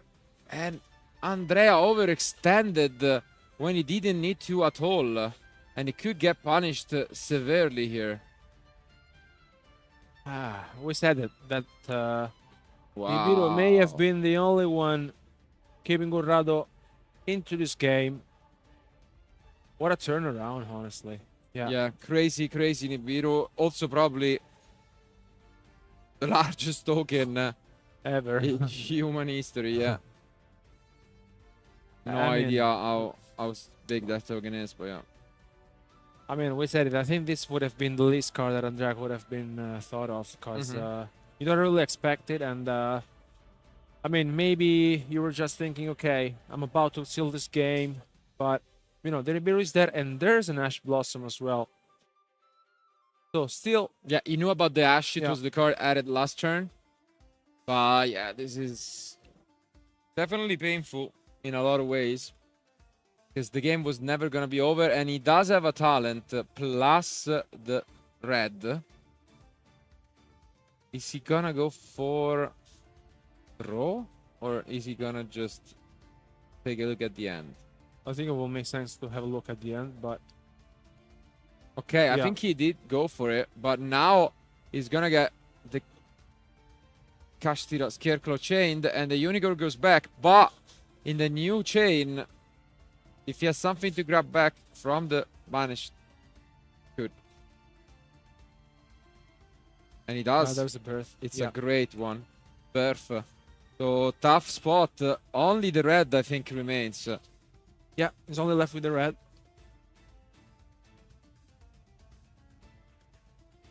And I think he's forced to pass, maybe.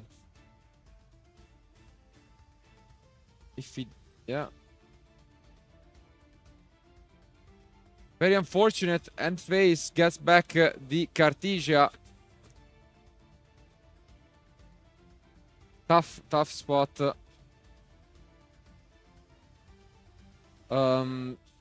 The only good news is that the token, as mentioned, is insanely big. So, depending on the top deck, there is still hope.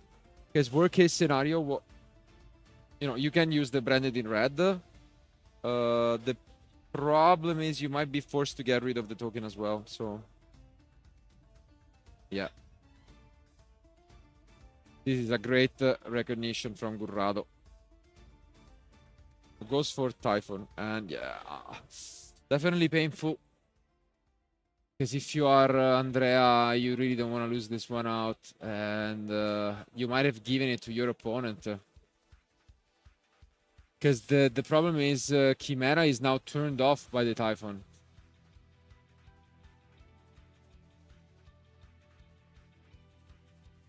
And most cards are, because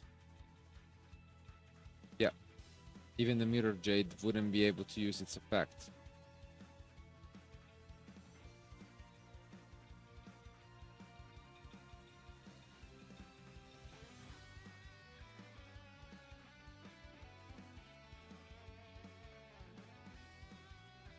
And now, the card that we knew about, Birth.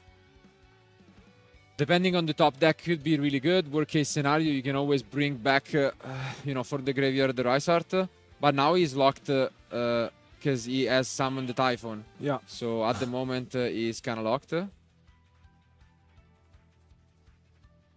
I think they're calculating the... Yeah, the stats. Yeah.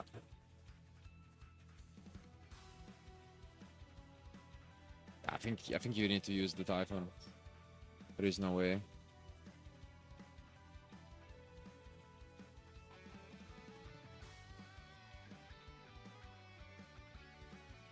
Yeah.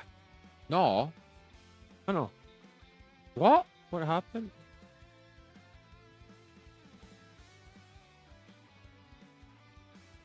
Oh yeah, so they're just calculating how Yeah, big but the token why is. didn't he just... Couldn't he just use the Typhon? Andrea wanted This like is this. game over. Oh, wow. What an ending. I mean, it seemed obvious to me that the token was going to be, as mentioned, like insanely big.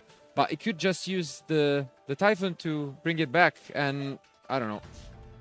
Math, study math, kids. And unfortunately for him, we are going to game 3. Wow, what a turnaround. Crazy. I mean, who could have said it? I mean, we thought that this was going for Corrado, but... Absolutely.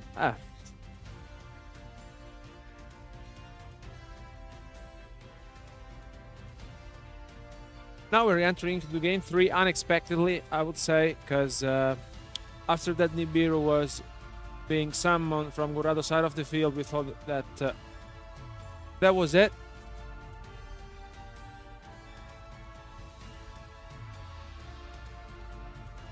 Yeah, but now we are actually going, as mentioned, into game 3. Shouldn't panic at all, but yeah, I think the... Let me check. I need to check the text of... yeah, guys, it's not just Castira. The issue is the Pressure Planet increases the attack of also non-Kashira monsters. And so it increased Typhon to 3100. And by that point, he cannot use its own effect. So, yeah, crazy interaction. Yeah, what can you say? Unfortunate ending, but yeah. Nibiru gets there, and now he's gonna go first though. Changes quite a bit, because going first I like his side deck much more. All the way from cards like Skill Drain, Anti-Spell Fragrance, and Dimensional Barrier. I think he has a lot of tools for this matchup. While when it comes to Andrea, he has his own copies of like Cosmic and Feather Duster, but you know, it still seems like an upfield battle. And we'll see what to take it from there. But time is not... too long, and so there is still some advantage when it comes to that. And you can see him shaking his head. He knew that the game could have been different, but no need to panic. The most important thing is trying to stay focused. And as our players are almost done with their side deck, let's find out who will be the winner of round 5.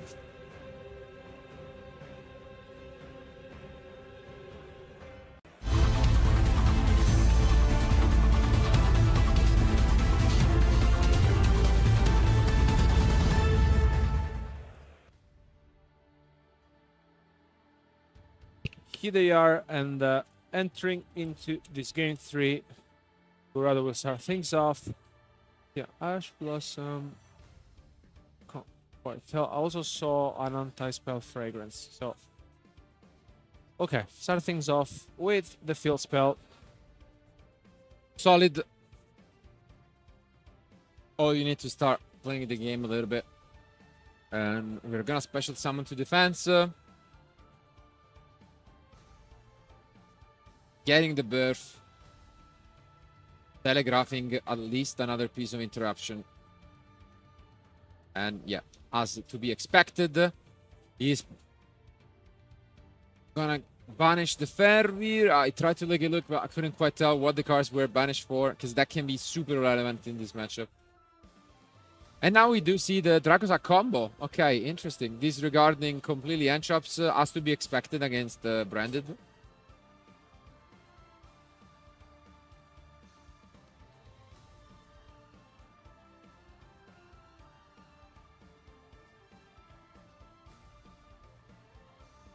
And yeah, this could be the interaction we mentioned where we go for the full line.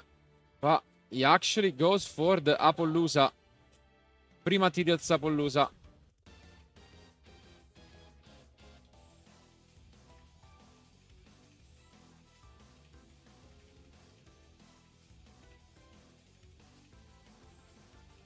Obviously can be very annoying for Branded, depending on the opening. This is already very solid from Corrado. Yeah, and, for sure. And yeah, debating what to banish, goes for the Unicorn in the end. And 3 minutes remain as he goes for... oof! Okay, tries to play the, you know, the Masquerade kind of effect on his own opponent. And there is the Anti-Spell Fragrance to pair it off. Is there going to be a Cosmic 2 chain? Because this can be quite risky. What an opening. Okay, the opening. But there is the opening from his opponent. What a start to this game. 500 are gonna be dealt to Andrea for every card effect. But the handshake goes, unfortunately, not quite enough. And as you can see, the anti-spell fragrance in particular was won the game. Congratulations to both. What a great match. And what a great match indeed it was. A hard and long fought duel with a lot of back and forth, a lot of grinding, and a lot of changes in who seemed like was going to take the match. Wow. Yeah, crazy one, honestly. Because, game one was a very back and forth. Couldn't really quite tell what, the player that would have won it. And I think Andrea played it very well. And he was able to come back into a game which I think was very difficult for him. And still, I think in the end, Gurrado, had more resources and then was able to basically to shut off Andrea's field entirely. Yeah, because game 2 was a whole different story. Obviously, going first, setting up the gimmick puppet, it seems like the game was all over. But then maybe Andrea got a little too excited, completely overwhelmed his opponent, but Nibiru almost costed him the game. And it's always something to keep in mind where you don't need to overdo things. When you're just completely winning, just chill and try to keep it as simple as possible. But regardless, this was a great match. Congratulations to both still in and with chances to make it to the top cut. But the spotlight is on Gurrado, and that's why we want to hear it from him directly. So keep watching, and we'll be back soon with the winner of round 5.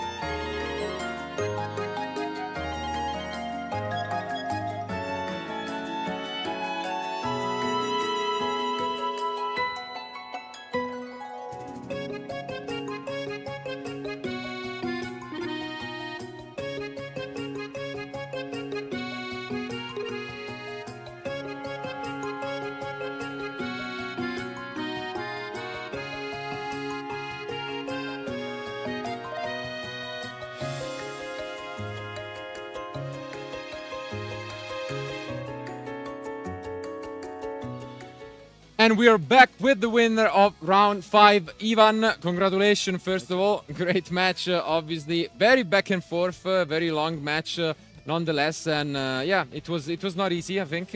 A lot of comebacks and so on. What do you think in general of your matchup against Branded? Branded is the worst matchup. Okay. Okay. With Flanders for this deck, so yeah, it was very difficult. But game 3, anti-spell helped a lot. Yeah. So yeah, no, you had a really good setup, especially even if it were to come to time. So I think yeah, it was very well prepared. Game 1, I mean, it was a lot of back and forth. I think it could go either way, but you managed to keep off the aggression. Maybe the one choice for us was when to use the Book of Eclipse. Were you considering like doing it before, or? Yeah, when my opponent entered in the battle phase. But I think that like this was better because I can play in the next turn. I tried to force the Quem and the stuff, so and the Masquerade. So with the Masquerade face down, I was able to play and try to TK. For sure, it ended up working out, and obviously you're playing Kashtira just straight up pure, no Snake Eye cards. So what was the reason behind bringing the deck?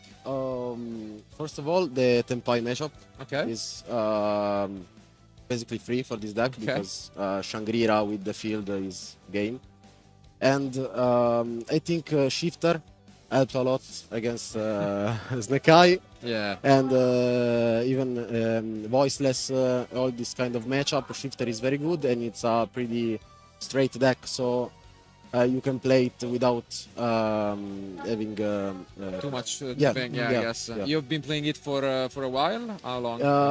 No, I'm not playing for 1 year, so I decided to bring Castira and try to try your best. Yeah. I mean, 5-0, so it's obviously going well. So yeah, no, we're just gonna wish you good luck since it was a very long future match. We're gonna let you rest a bit and prepare for next round. So congratulations again. Good luck for the rest, and thank you guys for being with us. This is the end of round 5. Keep watching, and we'll be back soon with round 6.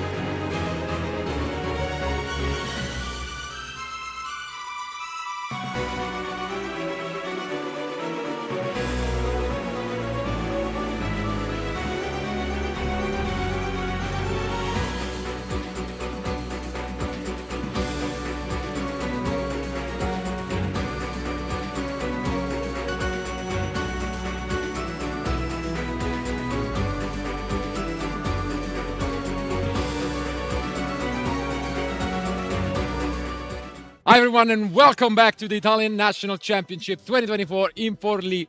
We are now in round 6 with 3 more remainings after this one to find out who will be the players advancing to day 2, and then with 2 more rounds tomorrow who will be in the top 64 to be crowned champion later on. And again the trend continues with new decks being shown around. We are trying to feature the top tables and now we are here again with table 13 this time around.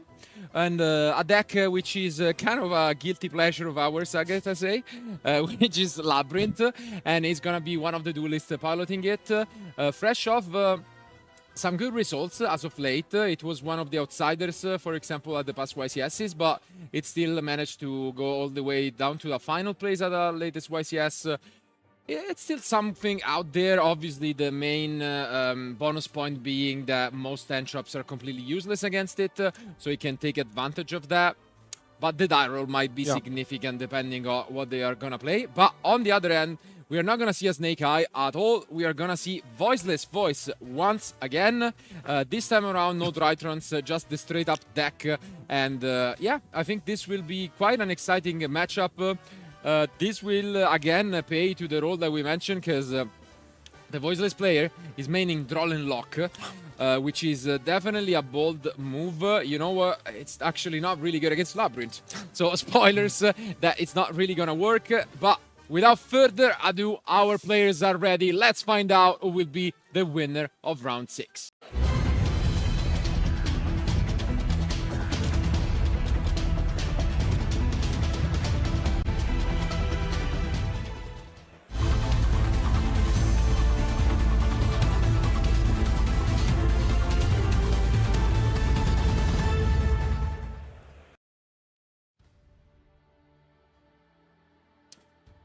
Here they are, and I think Labyrinth player won the die roll and decided to go first. So let's have a look at those hands from our players. Both sitting on a 5-0 record, so very impressive up until this point. Perfect start of the day. Let's see if they can keep it up. One of them won't be able to, but Prosperity and 1 Field Spell are the only spell cards in the deck. And great to open one of them.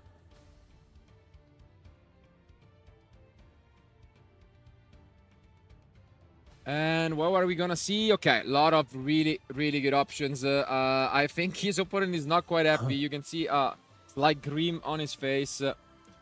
And this actually will be the one point where Droll and Lock is activatable. Let's see if there is. Doesn't seem like it's the case though, unfortunately, or fortunately for him. And are we gonna see a response? It is the Impermanence. To which he's gonna follow it up. Probably double Stovey. Yeah. Let's see. Chandelier. I think it's a double Stovey. Yeah, I think it's double Stovey as well. And does he have a follow-up? Oh, wait. I think I've just... Oh, wow, he's not playing AC. The latest Labyrinth cards. Wow. What? Yeah, he's only crazy. No copies at all. Okay, interesting. So he's playing much, you know, kind of like... classical version of Labyrinth. Interesting. Yeah, I just noticed looking at the deck list now. I thought it was gonna be pretty much the standard version, but instead gonna go full aggression here. Is there gonna be an Ash? No.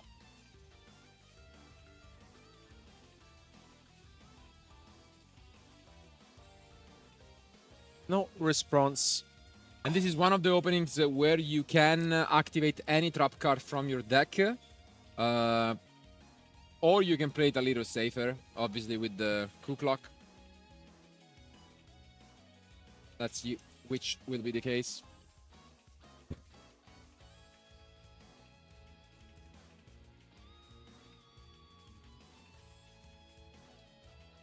Okay, it seems like no, he will take a slower approach. Interesting. Actually going for the welcome. Wow. I thought something like a Daruma maybe would have been, I don't know, another option. But for now, because he had access again to the stove if he really felt like it. But this is still very strong. And let's see what is Snipes off the end. It will be... Ooh, an Adir Servant. That was a good one. Yeah, definitely a good card. And seems like play is finally back to the voiceless player. Okay. And start things off great with one of the Saphiras.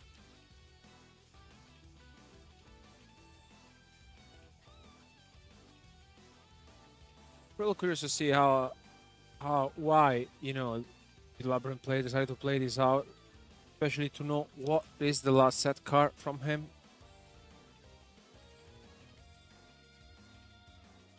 Yeah, because he decided to pull the trigger earlier on. Again, it seems like he had a lot of options potentially. So the face down, I would be shocked if it wasn't something quite relevant, because he had the option to go for the 2 o'clock line. And wow, it is skill drain. Now it makes a lot more sense why he decided to pull the trigger. And wow, what a way to start things off here in game 1. How impactful this card is. We have seen, like, I think most of our players having it either in the main or on the side deck. Yeah. But this is where it should be, I guess. Yeah. And here, yeah, let's see now. Konami trying to find his way to play under the skill drain, which is not going to be easy at all, especially because, you know, I think he's passing. Yeah. Unfortunately, this is, we see one of the tech cards in the main deck, which is the evenly matched Forger in second, but yeah, skill drain in game 1 is a force to be reckoned with. As you mentioned, a lot of players siding it.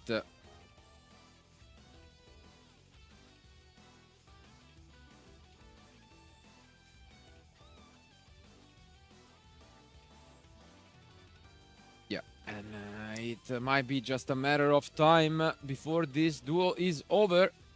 And this may be already enough, because yeah, so much damage. yeah, there's a big welcome, and I think he has 2 sets, right? So, yeah.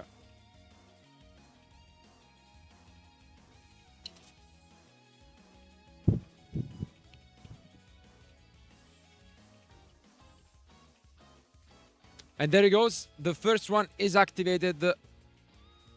If there is no response, this could already be it. And yeah, now comes the big welcome as well.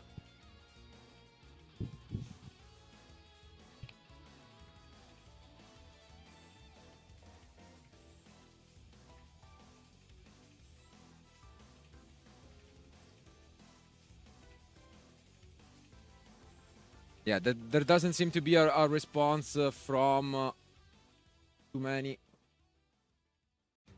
Yeah, he sets up the Roma cannon just in case, you know, anything happens and he doesn't close this one here now. Just in case. Just in case. So...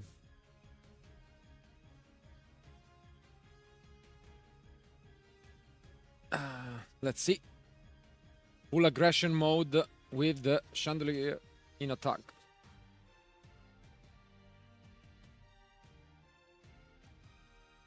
Non vuole noia. And yeah, now as you can see, come I pupi.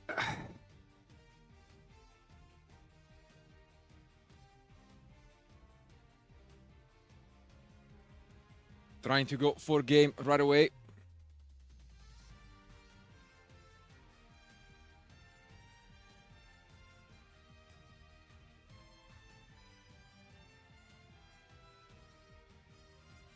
We have seen a player get punished in the previous round when, you know, being in a complete winning position and just falling under Nibiru. This is not going to be the case because there is no Nibiru in deck. But as you can see, full aggression, full aggression. And yeah, this is also the power of Labyrinth, which even under skill drain can put this huge Beans.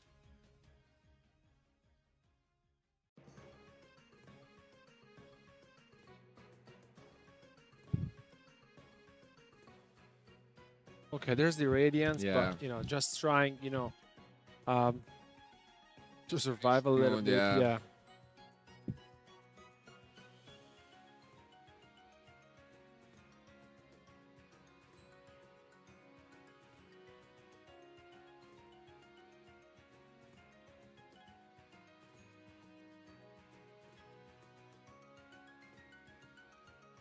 Now the bait. Trying to stay alive in this game. I think he used the first effect. He shuffled back the Skull Guardian. Nope. Let's see. Having a think about it.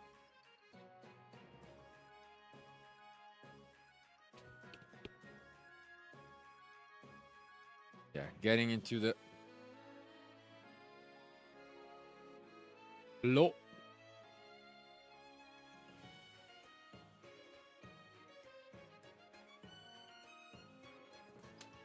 And finally getting rid of this low.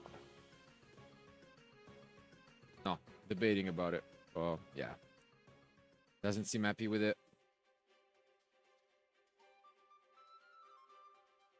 Yeah. And then Law here is brought back onto the field. 2500 defense for the Skull Guardian.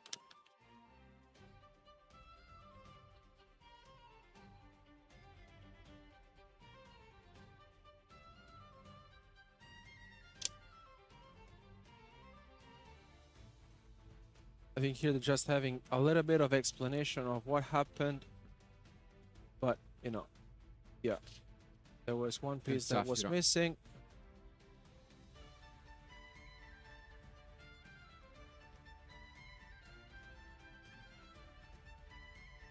Yeah, and you can see the Labyrinth player being unimpressed with what's going on.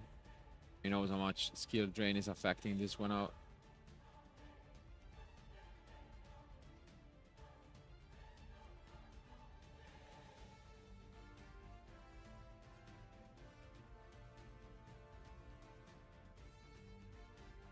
Yeah, I think it just enters battle phase and clears the whole field.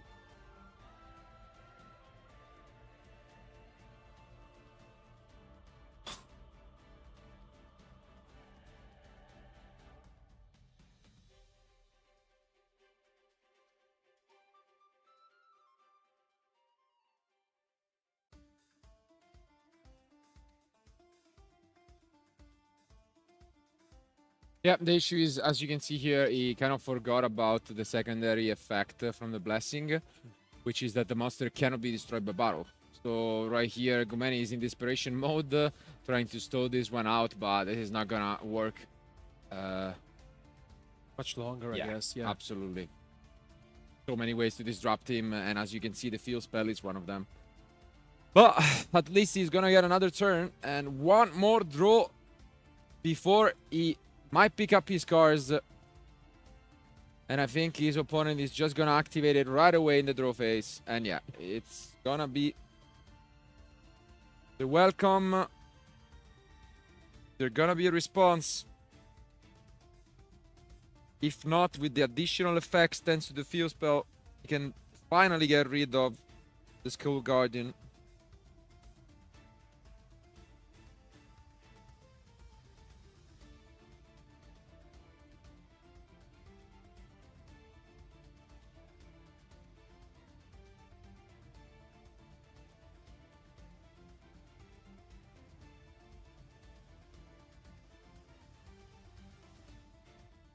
Yeah, and it seems like it's resolving.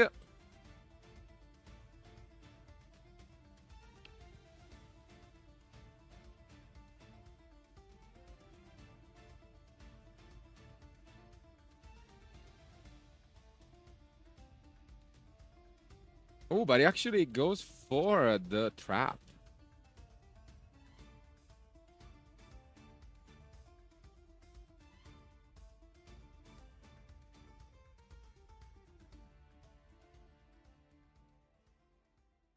Yeah, and Gumeni only one more card remaining.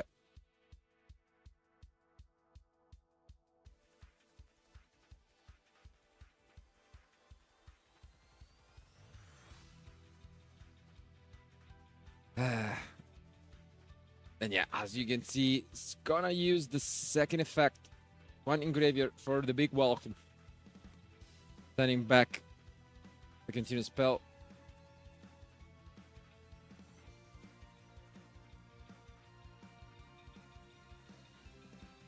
And let's see if we can find any way to fight back. This seems like an uphill battle. Here in... Yeah. And yeah, he has seen enough. Writings on the wall. Game 1 goes to Labyrinth with a dominating fashion, taking this duel by storm. With, yeah, what was just an insane opening. No real chance. The skill drain, I don't know. It's even arguable whether even without it, I think the advantage was so strong. The snipe of the Nadir Servant was obviously relevant, but regardless, now play is back on the opposite side. Gumeni is gonna go first with his voiceless deck. Probably gonna side out some cards like the Drolls, and gonna bring in for sure the Cosmics. Outside of that, couple of cards in the side deck. What do you think? I mean, he has the Solemn Judgments as well, which I think he can side in going first. That might help him out, you know, going into this game too. To be honest, nothing else that he could have done, because you know that skill drain was incredibly impactful. And on the other hand, from his opponent, who won game 1, quite a few interesting cards in the side deck. Yeah. One of them, the OG. The OG che caldo. Lava Golem. Lava Golem is definitely there to stop any aggression, any combo by tributing 2 cards from his opponent. And alongside it is the MVP of the previous match, which is Nibiru. Also a card that can come in. He's not the greatest against the Voiceless, because if they can access the School Guardian early on, then it can be stopped. But I liked Lava Golem a lot in this matchup. And yeah, I think that should come in. Outside of that, obviously, we saw the evenly matched already. And yeah, we can just expect a great game 2. But I think... he can play kind of relaxed, because he knows that even if he loses this game, when you go first in game 3 with Labyrinth, that's scary. You feel confident, no? Yeah. You have a lot of different options. So, I mean, in general, like, I mean, winning game 1 with Labyrinth, and I mean, he also won the Diral, which we said, you know, is relevant. And I think in this kind of matchup, he may be having the edge. So, I mean, very curious to see how this game 2 will be played out, and our players are almost ready with their side deck, so let's just say let's go to game 2.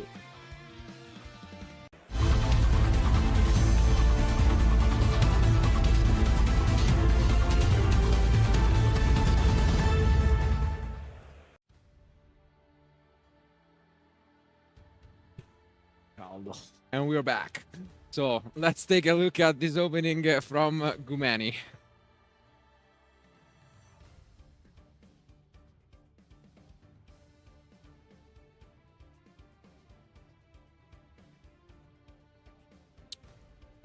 Let's see. Obviously trying to go for the Saphira if he has. Okay, pre-preparation, great opener. No Ash, which is I think the only interruption is playing in the main deck. So. But yeah, a great card to start things off. +1 straight up. Something similar we also saw in game 1. Starting to add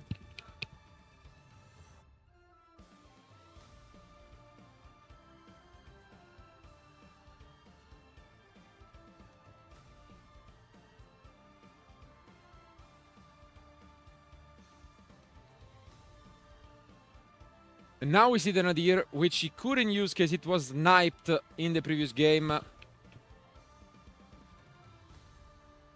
definitely a better opener, and he goes for the Garura, gambling this draw alla pesca.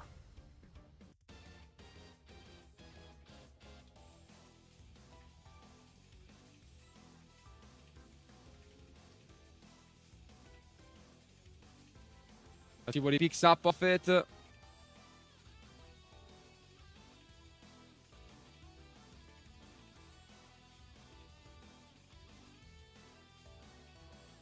Push through. Skull Guardian hits the field. The low still missing.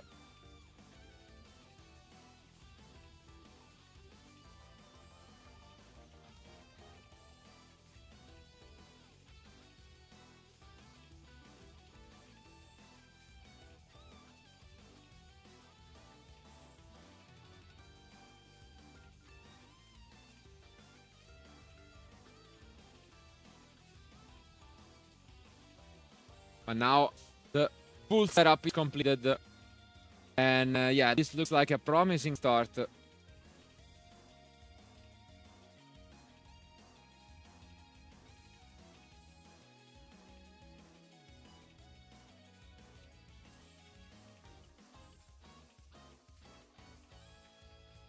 And yeah, as expected, we now see...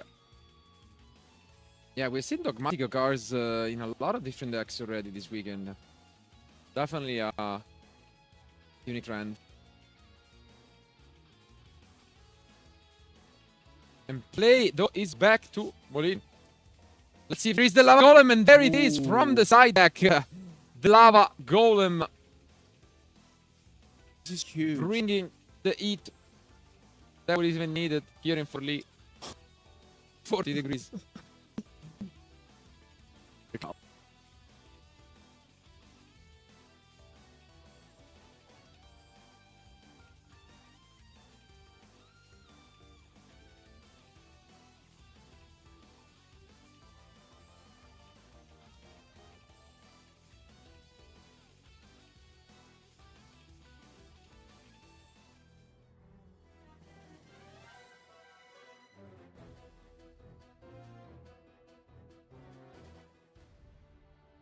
Back to us quickly as they are gonna adjust the camp. But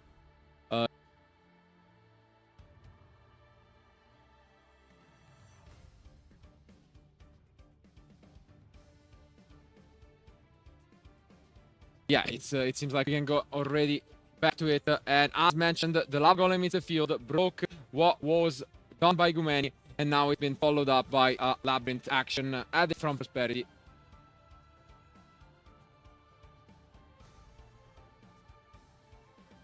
Ooh, but we do see a Dirik Ro and a Nash. Left that. Oh, he's already in the Diddy Crow, I guess, because He's gonna try and snipe. Was that Demudora? I'm trying to see because he's siding. I I think he might be. No, it looks like Mudora. Am I wrong? Not sure. But as you can see here, the Ash was used to stop it, and now we are gonna go for the Heavenly Prison. Another of those cards that come in the side deck to stop lines on Feather Duster, or at least help out against those. I think he's at a dimensional barrier, but cannot.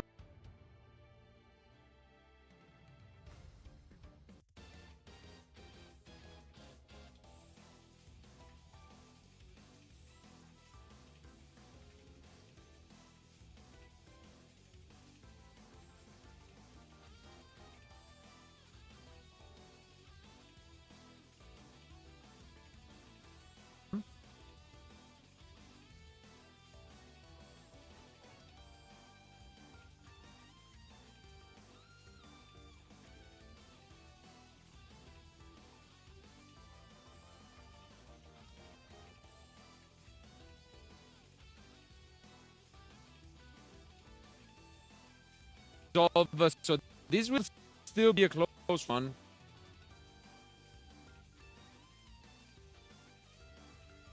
Need to battle it out.